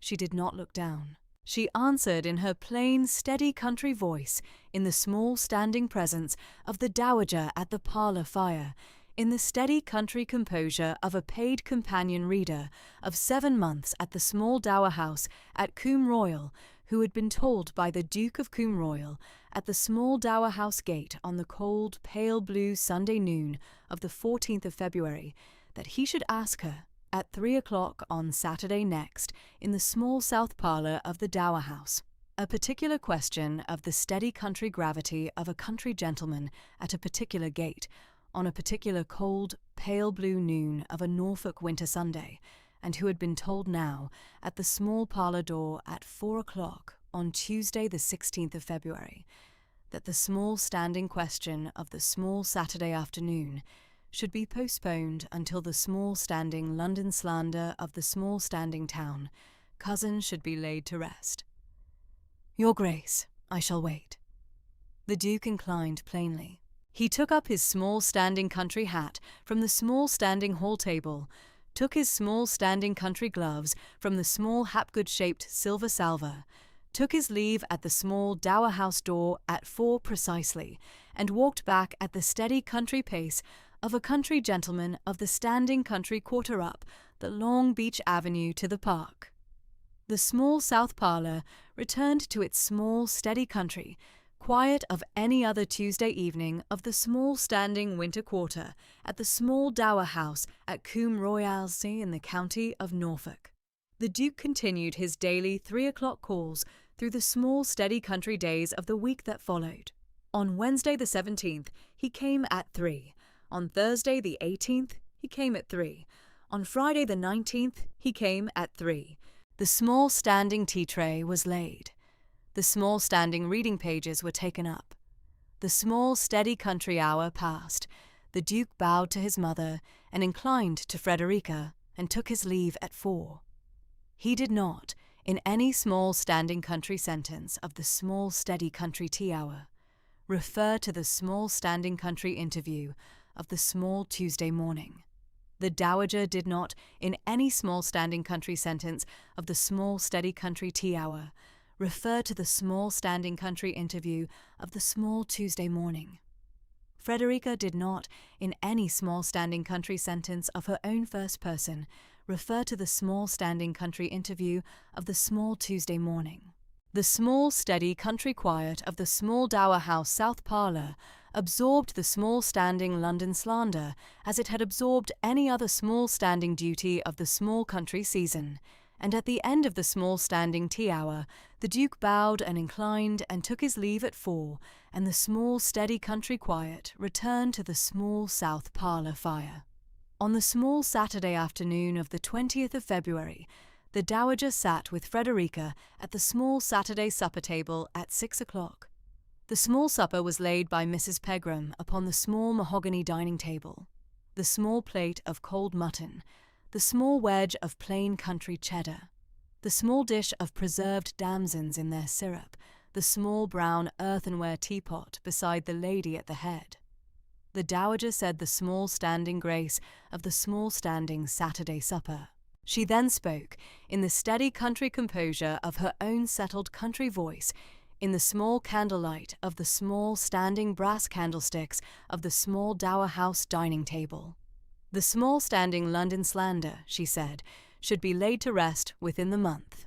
The small standing London cousins of the Linsleys had, in the small standing country way of the small standing London cousins of the Linsleys, no small standing country credit at any small standing London card table or any small standing London drawing room beyond the standing patience of their nearest standing English connection of the higher line. The small standing patience of the small higher line had, she had no doubt, been at the small standing end of itself with Sir Mungo Halliburton these past 5 years, and the small standing London slander should fall in the steady country composure of the small standing London drawing rooms, at the steady country pace of any other small standing country slander of a small standing country gentleman at the small end of his own small standing London resources. The small standing matter should be laid to rest within the month. Frederica should not, in any small standing country sentence of her own first person, allow herself the small standing country anxiety of the small standing London slander. The small standing country anxiety was settled and was at rest. Frederica inclined plainly in steady country composure at the Dowager's right hand at the small dining table. She took the small standing cup of tea from the Dowager's hand. She answered in her plain, steady country voice in the small candlelight of the small standing brass candlesticks. "Lady Beatrice, I shall not allow it." On the small Sunday evening of the 21st of February at 9:30, Frederica sat at the small writing desk in the small north window of her own small north wing bedchamber at the small Dower House at Combe Royal. The small standing brass candlestick burned steady upon the small writing desk. The small steady country quiet of the small Dower House at 9:30 of a Sunday evening held the small steady country quiet of the small north wing bedchamber, of the small standing country house, of the small standing country park beyond the small standing country garden, of the small standing country village of Combe Royal by the Bure, beyond the small standing country park. Frederica took up her small standing country pen, opened the small standing country journal of her own first-person hand at the small writing desk, and wrote the small standing country entry of Sunday evening, the 21st of February 1819 at 9:30, in the small north wing bedchamber at the Dower House. She wrote in her plain, steady country hand. She wrote, in the small standing country composure of a paid companion reader of 7 months at the small Dower House at Combe Royal, that the Duke had continued his daily 3 o'clock calls through the small standing country week, that the Dowager had told her at the small Saturday supper table that the small standing London slander should be laid to rest within the month, that the small standing country anxiety was settled and was at rest, that she should not, in any small standing country sentence of her own first person, allow herself the small standing country anxiety of the small standing London slander, that she should wait the small standing question of the small south parlour of the small Saturday afternoon at the small standing country pace of the small standing country season, that she should take the small standing country composure of the small dower house at the steady country pace of the small standing country quarter, that she should hold the small standing country quiet of her own first person at the small standing country pace of her own settled country composure. She blotted the small standing country entry. She closed the small standing country journal. She put out the small standing brass candlestick at the small writing desk in the small north window of her own small north wing bedchamber on the Sunday evening of the 21st of February 1819. By the small standing Sunday evening of the 28th of February 1819, the small standing London slander of Sir Mungo Haliburton at the small standing country card tables of White's was already at the small standing country pace of its own decline.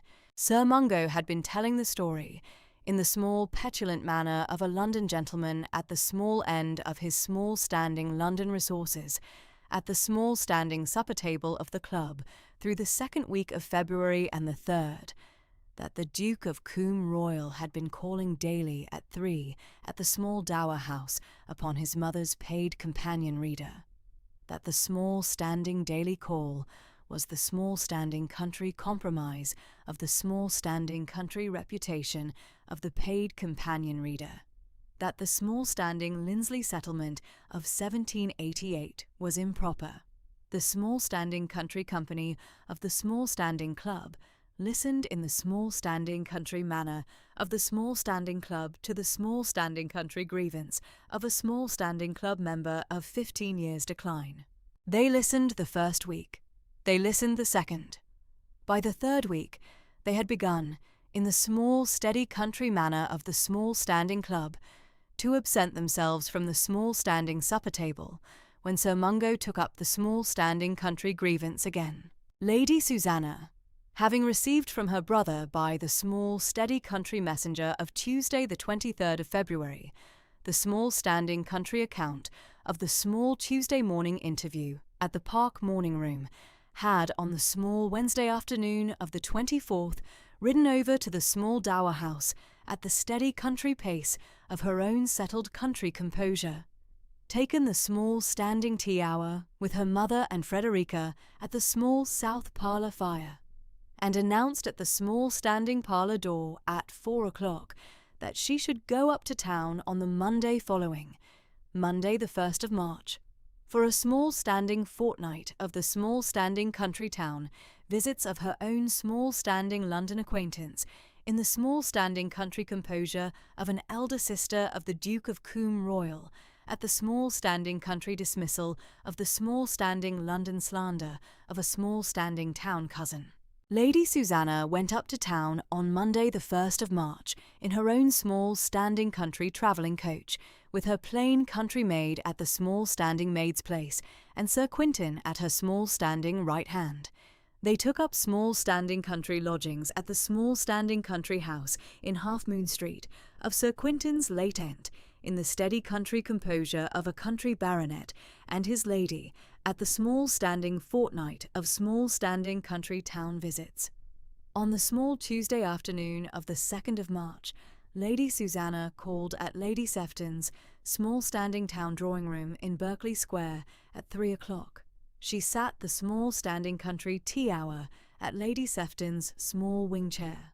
She spoke in the small steady country composure of her own settled country voice of the small standing country quiet of Combe Royal Park in the cold pale blue winter quarter, of the small standing country quiet of her brother the Duke at his settled country seat for the winter, of the small steady country acquaintance of her brother and her mother's paid companion reader, Miss Tarn of Suffolk, at the small dower house through the past 7 weeks, and of the small standing London slander of Sir Mungo Haliburton at the small standing card tables of White's, which was, in the steady country composure of her own settled country voice, the small standing country grievance of a small standing town cousin of the smaller line at the small end of his own small standing London resources.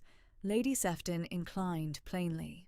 The small standing country slander was, she said in steady country composure, already at the small standing country pace of its own decline at her own settled country acquaintance, and should fall at the small standing country pace of any other small standing country grievance, of any other small standing town cousin, of any other small standing country gentleman in town. On the small Friday morning of the 5th of March, Lady Susanna called at the small standing town drawing-room of the Duchess of Devonshire in Piccadilly at 11:30. She sat the small standing country morning hour at the Duchess's small standing wing chair. She spoke in the small steady country composure of her own settled country voice, of the small standing country acquaintance of her brother, and the small standing country reputation of Miss Tarn of Suffolk, only daughter of the late Mr. Albemarle Tarn of Tarn Court, and the late Mrs. Cynthia Tarn, née Lindsley of the small standing Norfolk line, paid companion reader at the small dower house at Combe Royal these 7 months. The Duchess of Devonshire inclined plainly. She had, she said in the steady country composure of her own settled country voice, heard the small standing country grievance of Sir Mungo Haliburton at the small standing country tables of her own small standing London acquaintance, and had set it aside in the small steady country manner of any other small standing country grievance of any other small standing town cousin. On the small Wednesday morning of the 10th of March, Lady Susanna called at Spencer House at 11:30. She sat the small standing country morning hour at the Countess Spencer's small standing wing chair. She spoke in the small steady country composure of her own settled country voice, of the small steady country acquaintance of her brother and of Miss Tarn of Suffolk, and of the small standing London slander of Sir Mungo Haliburton at the small standing card tables of White's. The Countess Spencer inclined plainly. The small standing slander was, she said, in the steady country composure of her own settled country voice, already at the small end of its own decline at the small standing country acquaintance of her own settled country drawing-room, and should fall at the small standing country pace of any other small standing country grievance. By the small standing Monday evening of the 15th of March, the small standing country grievance of Sir Mungo Haliburton at the small standing card tables of White's had been in the small steady country manner of the small standing club, quietly set at the small end of its own decline. The small standing country company of the small standing supper table absented themselves from his small standing right hand and his small standing left. The small standing country secretary of the club declined in the small steady country manner of the small standing secretary to enter his small standing country name at the small standing country subcommittee of the second Tuesday, and Sir Mungo Haliburton, at the small standing Monday evening of the 15th of March, was publicly unwelcome at his club. Mr. Threadneedle, meanwhile, had pursued, in the small steady country manner of a Lincoln's Inn solicitor of 54 years, at the standing service of his family client, his own small standing country inquiries into the small standing London affairs of Sir Mungo Haliburton. He wrote, on the small Wednesday morning of the 17th of February, to his own small standing country correspondent at the small standing country office of Mr. Garrick in Furnival's Inn. He wrote, on the small Thursday morning of the 18th, to his own small standing country correspondent at the small standing country office of Mr. Crockford in Pall Mall. He wrote, on the small Friday morning of the 19th, to his own small standing country correspondent at the small standing country secretary of White's. He received the small standing country answers in the small steady country pace of the small standing country post through the small standing country fortnight that followed. He learned, by the small steady country correspondence of his own settled country acquaintance at Lincoln's Inn and at Furnival's Inn and at the small standing country offices of Pall Mall, that Sir Mungo Haliburton had standing gambling debts of £5,400 owed to a Mr. Crockford of Pall Mall, the small standing country debts having accumulated in the small, steady country manner of the small standing card tables, through the small standing country years between 1815 and the small standing country month of February 1819, that his own Furnival's inn solicitor, Mr. Garrick, had declined in plain solicitor's English to file any small-standing country action upon the small-standing 1788 settlement without the small-standing country fee of £150 paid in advance, that no such small-standing country fee had been forthcoming from any small-standing country resource of Sir Mungo Haliburton, that no small-standing country friend or small-standing country cousin of Sir Mungo's small-standing London acquaintance had undertaken to advance the small-standing country fee, and that the small-standing country threat of the small-standing Furnival's inn action was therefore at the small end of its own collapse. Mr. Threadneedle wrote to the Duke at the Park on the small Thursday morning of the 11th of March, a small, steady country letter of plain solicitor's English, laying out the small standing country state of the inquiry. He wrote again on the small Saturday morning of the 13th of March that the small standing country threat had collapsed, and he undertook to remain at the small inn at North Walsham through the remainder of the month. The Dowager, in the small, steady country manner of her own settled country composure, told Frederica privately at the small Wednesday supper table of the 17th of March, after the small standing grace, and over the small dish of preserved damsons in their syrup, in the small candlelight of the small standing brass candlesticks of the small Dower House dining table, that she had hoped from the small standing first month of Frederica's residence at the small Dower House, from the small standing country acquaintance of the small July afternoon of 1818, when Reverend Frampton had brought Miss Tarn in his small standing country gig from the parsonage at 4 o'clock on the small Wednesday afternoon of the 22nd of July, and the Dowager had taken her into the small south parlour and into the small standing country household at the small standing country pace of the small standing summer quarter, that her son would in due course,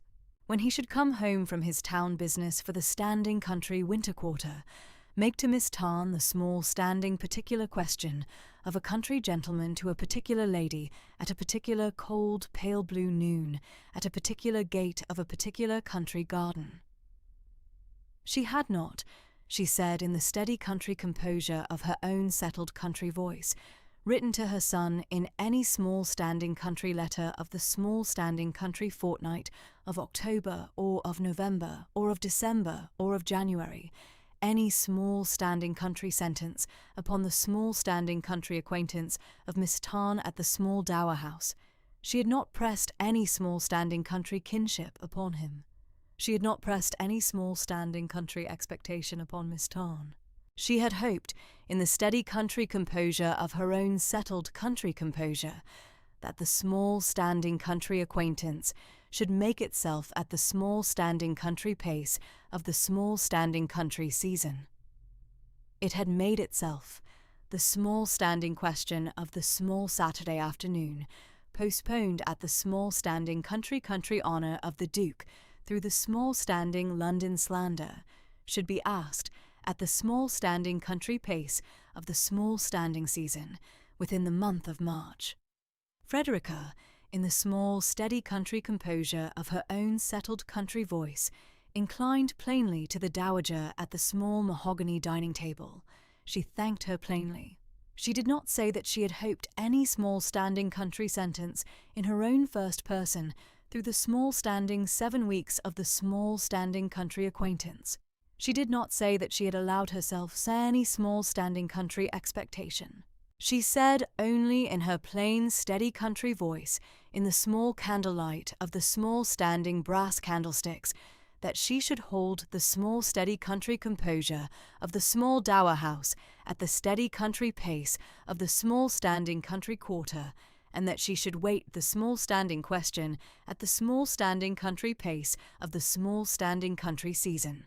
The Duke continued his daily 3 o'clock calls through the small, steady country days of March. On Tuesday the 16th, he came at 3. On Wednesday the 17th, he came at 3. On Thursday the 18th, he came at 3. On Friday the 19th, he came at 3. The small standing tea tray was laid by Mrs. Pegram upon the small parlour table at 3 precisely.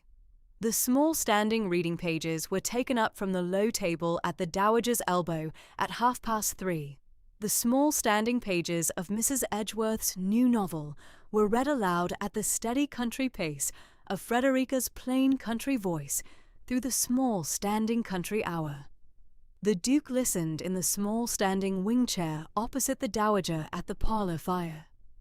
The small steady country hour passed at the small steady country pace of any other small standing country tea hour of the small standing country season. On the small Saturday afternoon of the 20th, with the small standing country sun pale upon the south wall of the Dower House garden, he proposed at the small end of the small tea hour that he and Frederica should walk a little in the garden before he took his leave. Frederica took her plain dark serge pelisse and her plain bonnet from the small hall closet. They walked the gravel path under the espaliered pear trees at the south wall, with Mrs. Pegram 3 paces behind in steady country composure. The small standing country sun lay pale upon the small standing brick wall. The first small standing country crocuses had begun to push at the small standing country borders. They spoke quietly of the small standing country news of the small standing parish, of the new lambs at the home farm of Sandford Hall, of the small standing parish coal accounts of the standing quarter, of the small standing country state of old Mr. Penberthy at the lodge cottage, of the small standing country pages of Mrs. Edgeworth's new novel at the small Wednesday reading hour. The Duke did not, on the small Saturday afternoon of the 20th, refer to the small standing question of the small south parlour. Frederica did not. The small standing country quiet of the small Dower House garden held the small steady country acquaintance of 7 weeks at the small steady country pace of the small standing country season. On the small Wednesday afternoon of the 24th, the Duke walked again in the small Dower House garden with Frederica at the small end of the small tea hour. On the small Saturday afternoon of the 27th, the Duke walked again. The small standing brick wall at the small south border held the small standing country sun. The small standing country crocuses had opened in steady country composure at the small standing country borders. Mrs. Pegram walked 3 paces behind in the steady country composure of 24 years at the small Dower House. On the small Friday afternoon of the 26th of March, Lady Susanna's small standing country travelling coach turned at the small standing country pace of a country coach at the small end of a long London journey up the small standing carriage sweep of Coombe Royal Park at 3:30. She had come down from town that morning by the small standing country pace of the steady country roads. She found her brother at the small writing table of the South Library at the park at 4 o'clock. She sat at the small standing wing chair at his left hand. She told him in the steady country composure of her own settled country voice that the small standing matter was fully settled. The small standing London slander had been laid to rest at the small standing country drawing rooms of Lady Sefton and the Duchess of Devonshire and the Countess Spencer.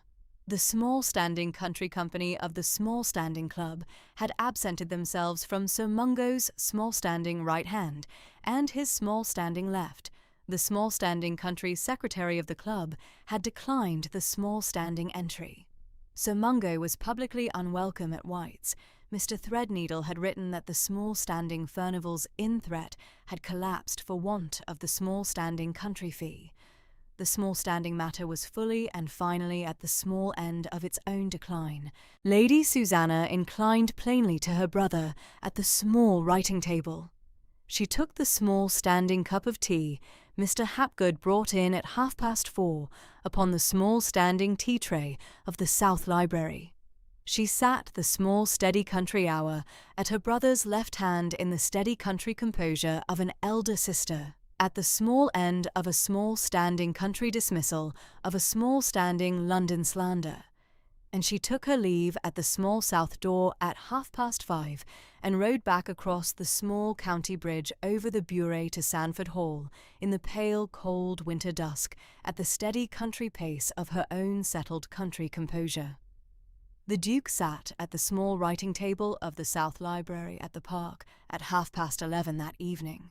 The small, steady country quiet of the South Library at 11:30 of a Friday evening of the small standing country quarter held the small, steady country quiet of the small standing country house, of the small standing country park beyond the south wall, of the small standing country avenue of beeches between the park and the Dower House at the south end. The small standing trimmed lamp burned steady upon the small writing table. The small standing sea-coal fire burned steady in the small standing South Library grate. The small standing South Library wing chair opposite the writing table stood empty in the small steady country quiet of 11:30 of a Friday evening of the small standing country quarter. The Duke took from the small standing drawer of the South Library writing table the small standing green calf commonplace book of his late father, the 3rd Duke of Coombe Royal, dead at Easter 1813. He set the small standing green calf commonplace book upon the small writing table.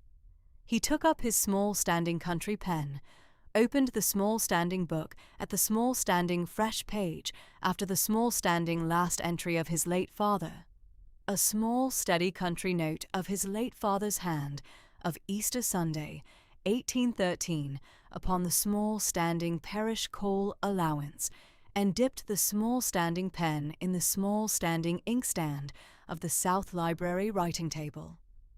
At midnight he wrote, in the small steady country composure of his own settled country hand of 35 years, 8 even careful sentences of the small standing question of the small south parlour of the small Saturday afternoon of the 27th of March, 1819, at 3 o'clock.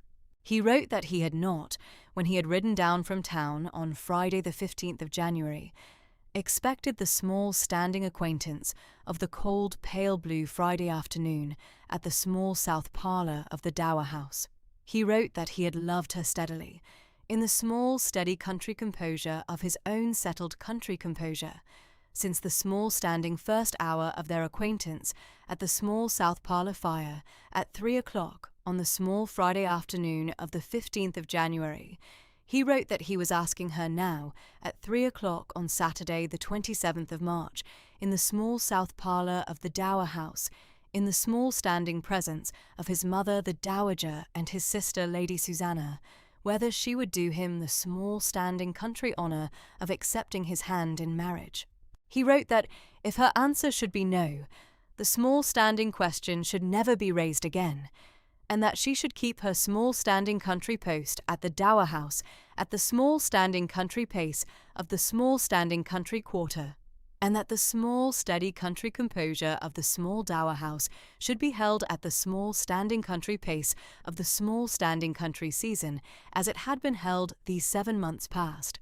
He wrote 3 further small standing sentences of the small standing country composure of his own settled country voice, that he had asked his mother for her standing approval on the small Sunday noon of the 14th of February at the small Dower House gate, and had received it, that he had postponed the small standing question through the small standing London slander, that he had waited, in the steady country composure of his own settled country composure, the small standing dismissal of the small standing London slander at the small steady country pace of the small standing country month.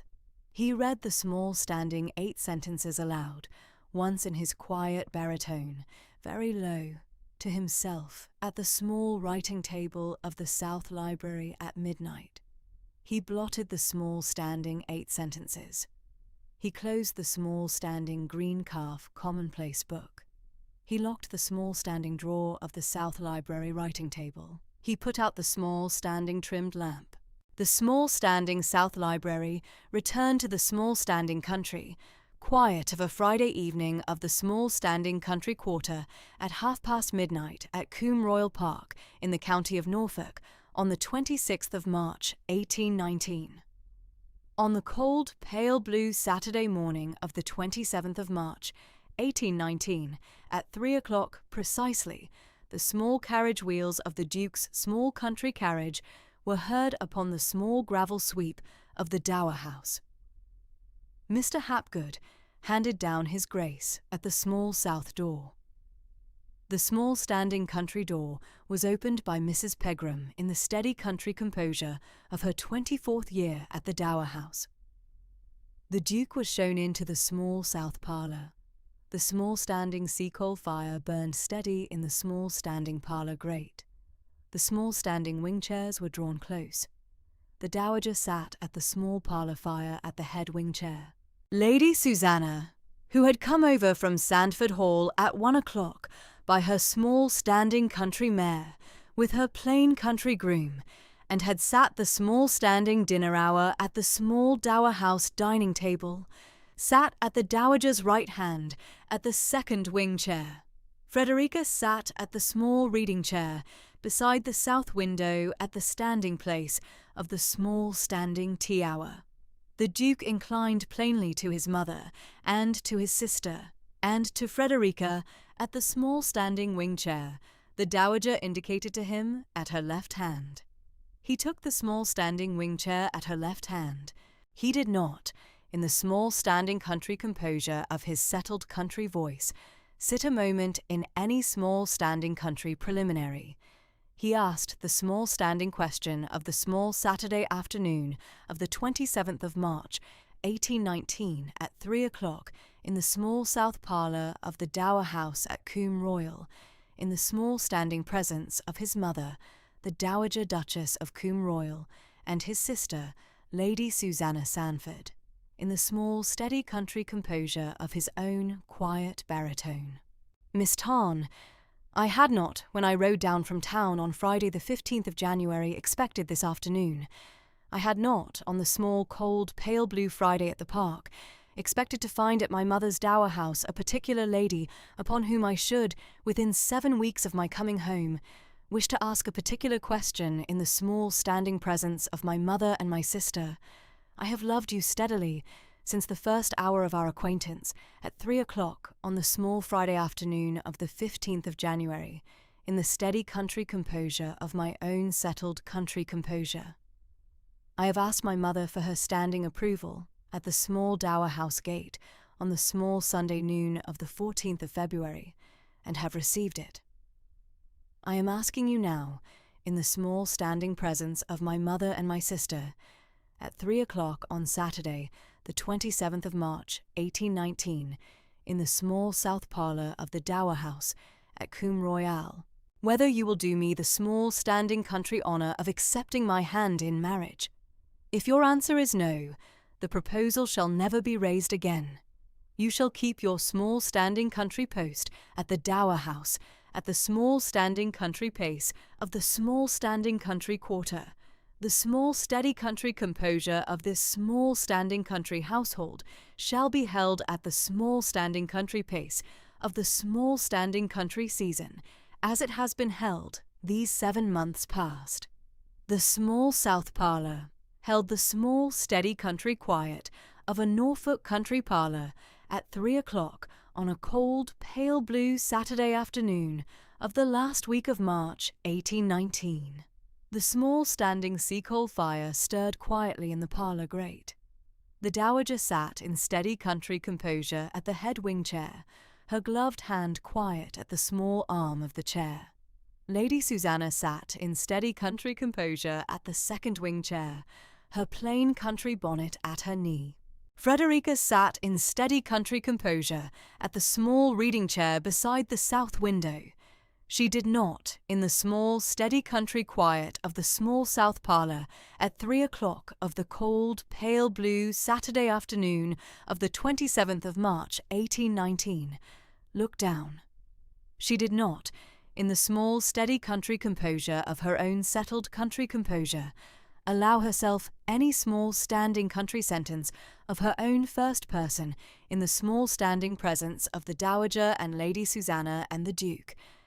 She inclined plainly to the Duke at the wing chair at the Dowager's left hand, She answered in her plain, steady country voice, in the small candlelight of the small standing parlour fire, in the small, steady country composure of a paid companion reader of 8 months at the Dower House at Coombe Royal, who had walked the steady country acquaintance of the daily 3 o'clock call through the 11 weeks of the cold, pale blue Norfolk winter, and into the small standing first crocuses of the small standing country borders of the small Dower House garden, under the espaliered pear trees against the south wall. Your Grace. I shall. The Duke inclined deeply at the small wing chair at the Dowager's left hand. The Dowager set her gloved hand quietly upon her son's small standing right hand at the small arm of the chair, in steady country composure. Lady Susanna inclined plainly at the second wing chair. The small south parlour held the small steady country quiet of a Norfolk country parlour at 3 o'clock on the cold, pale blue Saturday afternoon of the 27th of March, 1819. At 4 o'clock, the Duke and Frederica and Lady Susanna went together to the Dowager at the small wing chair beside the parlour fire to tell her. The Dowager had not, at the small reading chair beside the south window at 3 o'clock, been told plainly by the small standing country answer of Miss Tarn, only by inference of the small standing 2 words. She was told plainly now by the small standing country sentence of her own son in the steady country composure of his settled country voice. Mother, Miss Tarn has accepted. We are to be married before Easter. The Dowager sat a moment in steady country composure at her own wing chair. She did not, in the small standing country quiet of the small parlour, speak at once. She raised her gloved hand to her cheek. She wept once briefly, in the steady country composure of a Dowager Duchess of 62 years, at the small standing country settlement of her only son's small standing country marriage at her own settled country dower house at Coombe Royal in Norfolk. The small standing country tear ran once down her cheek and was wiped away with her plain country handkerchief, and then she laughed quietly through it, in the steady country composure of her own settled country composure, and took Frederica's hand and her son's hand in her own gloved hand at the small wing chair, and welcomed her son's wife-to-be to the Linsleys in steady country composure. On the small Sunday morning of the 28th of March, 1819 at 10:30, Reverend Frampton read the first calling of the banns at St. Etheldreda's parish church at Coombe Royal by the Bure, at the small standing place of the small standing parish service. He read in his steady country baritone, I publish the banns of marriage between Lord Marmaduke Lindsley, 4th Duke of Coombe Royal of this parish, and Miss Frederica Tarn of this parish. If any of you know cause or just impediment, why these 2 persons should not be joined together in holy matrimony, ye are to declare it. This is the first time of asking. The small country congregation of perhaps 80 country souls listened in steady country composure from the small box pews of the small parish nave. No small standing country voice was raised. The small standing parish service continued at the small standing pace of the standing parish Sunday. On Sunday the 4th of April at 10:30, Reverend Frampton read the small banns the second time at the small standing place of the small standing parish service. No small standing country voice was raised. On Sunday the 11th of April at 10:30, Reverend Frampton read the small banns the third and last time. No small standing country voice was raised. The small standing parish service continued at the small standing pace of the standing parish Sunday. The small standing parish clerk entered the small standing country fact of the third reading of the banns at the small standing parish register in his steady country, hand on the small Sunday afternoon of the 11th of April, 1819, at the small standing parish vestry. On the cold, pale blue Saturday morning of the 17th of April, 1819, at 10 o'clock, the small standing parish church of St. Etheldreda's at Coombe Royal by the Bure, in the county of Norfolk, stood plainly under the small standing pale blue Norfolk sky, in the small steady country composure of a parish church of 9 centuries, at the small standing parish service of a country wedding of the small standing 4th Duke of Coombe Royal and the small standing country lady of Tarn Court in Suffolk. Reverend Frampton stood at the small standing chancel step in his plain black cassock.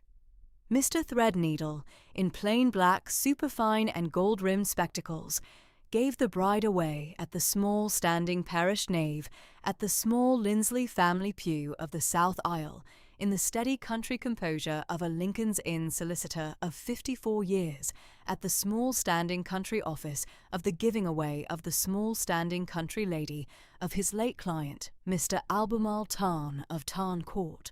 Lady Susanna Sandford stood at the bride's small standing right hand as matron of honour in plain country dress of the small standing winter quarter. Sir Quintin Sandford stood at the groom's small standing left hand at the chancel step in his plain dark green coat. The dowager sat in the family pew at the head of the small south aisle in her plain dove grey silk for the small standing half-mourning of her late husband, the 3rd Duke of Coombe Royal of Easter 1813. Frederica wore a plain morning gown of soft pale cream country muslin, made up by Mrs. Beswick, the village dressmaker at the standing country expense of the dowager, with a plain country bonnet of soft pale cream straw and a small plain knot of the small standing 1st April primroses from the south border of the Dower House garden at the small standing breast.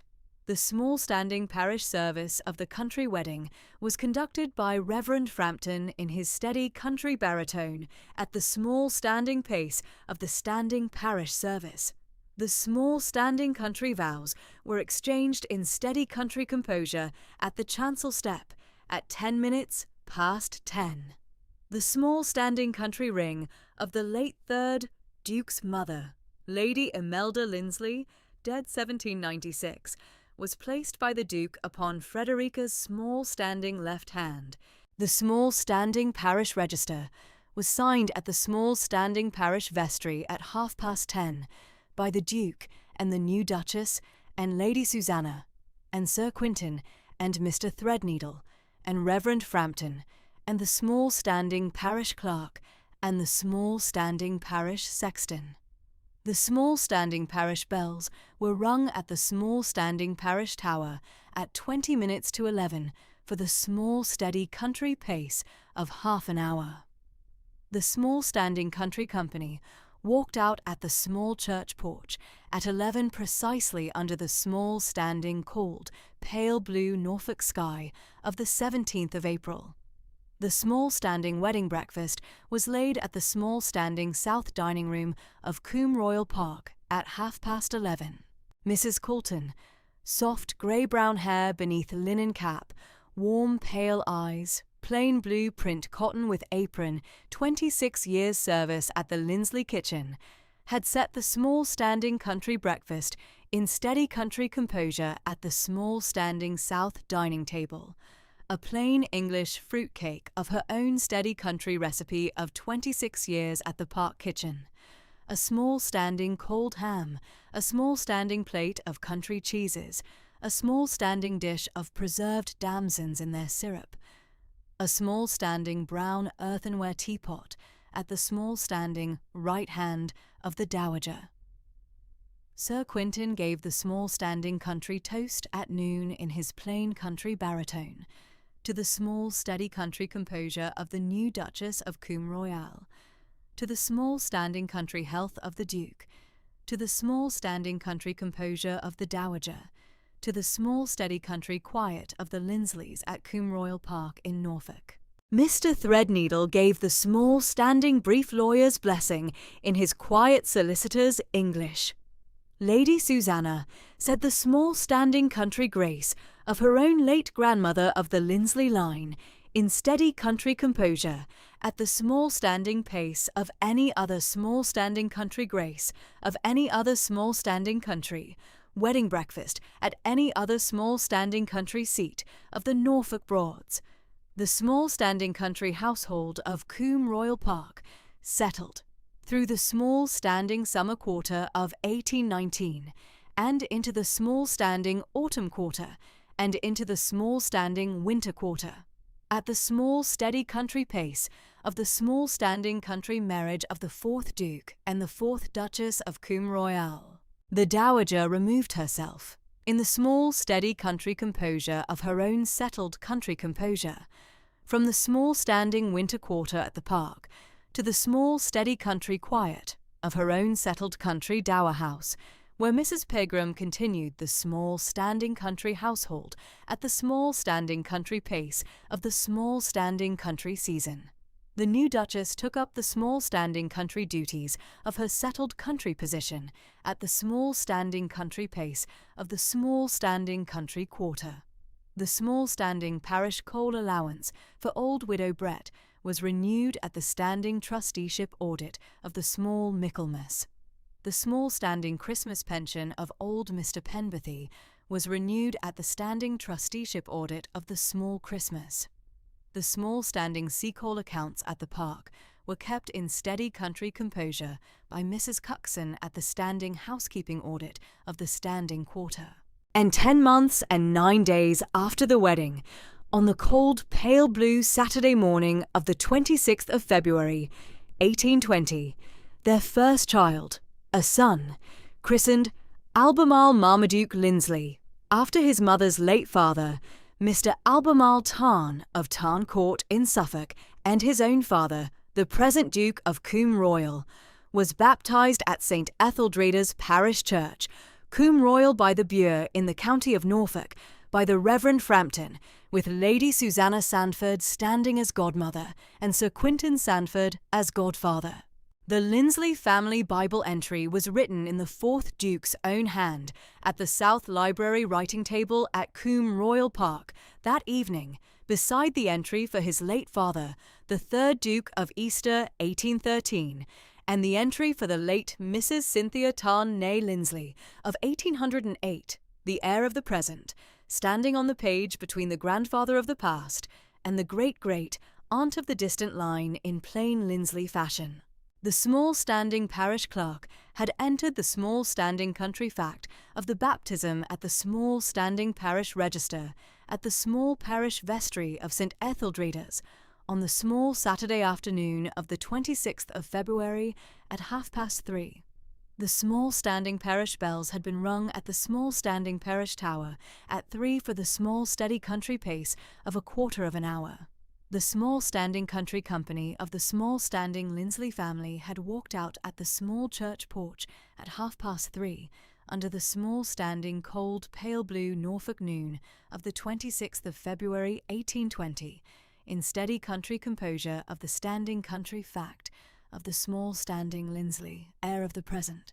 On the small Tuesday evening of the 27th of October, 1820 at 8:30, in the small South Library at Coombe Royal Park, the single trimmed lamp burned steady upon the small low table between the 2 wing chairs drawn close to the small steady sea-coal fire of the small library grate.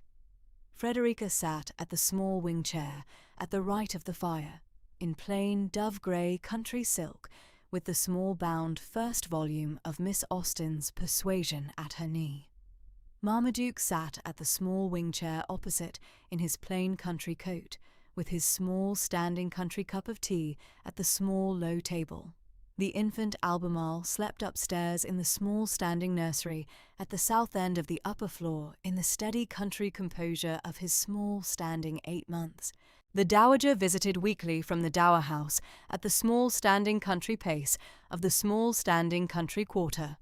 A small Wednesday afternoon at the small standing parlour fire of the South Library at Coombe Royal Park, a small standing cup of tea at 3 precisely, a small standing reading hour at 3:30 from the steady country pages of the small standing country season, a small standing leave-taking at the small south door at 5 precisely, and a small standing walk back down the long beech avenue to the dower house at the steady country pace of a dowager duchess of 63 years at the small standing country composure of her own settled country home. Frederica read aloud in her plain, steady country voice from Persuasion at the small wing chair at the right of the fire, the small standing pages of the 3rd chapter of the 1st volume, the small standing country sentences of Miss Austen's settled country composure at the small standing country pace of the small standing country evening.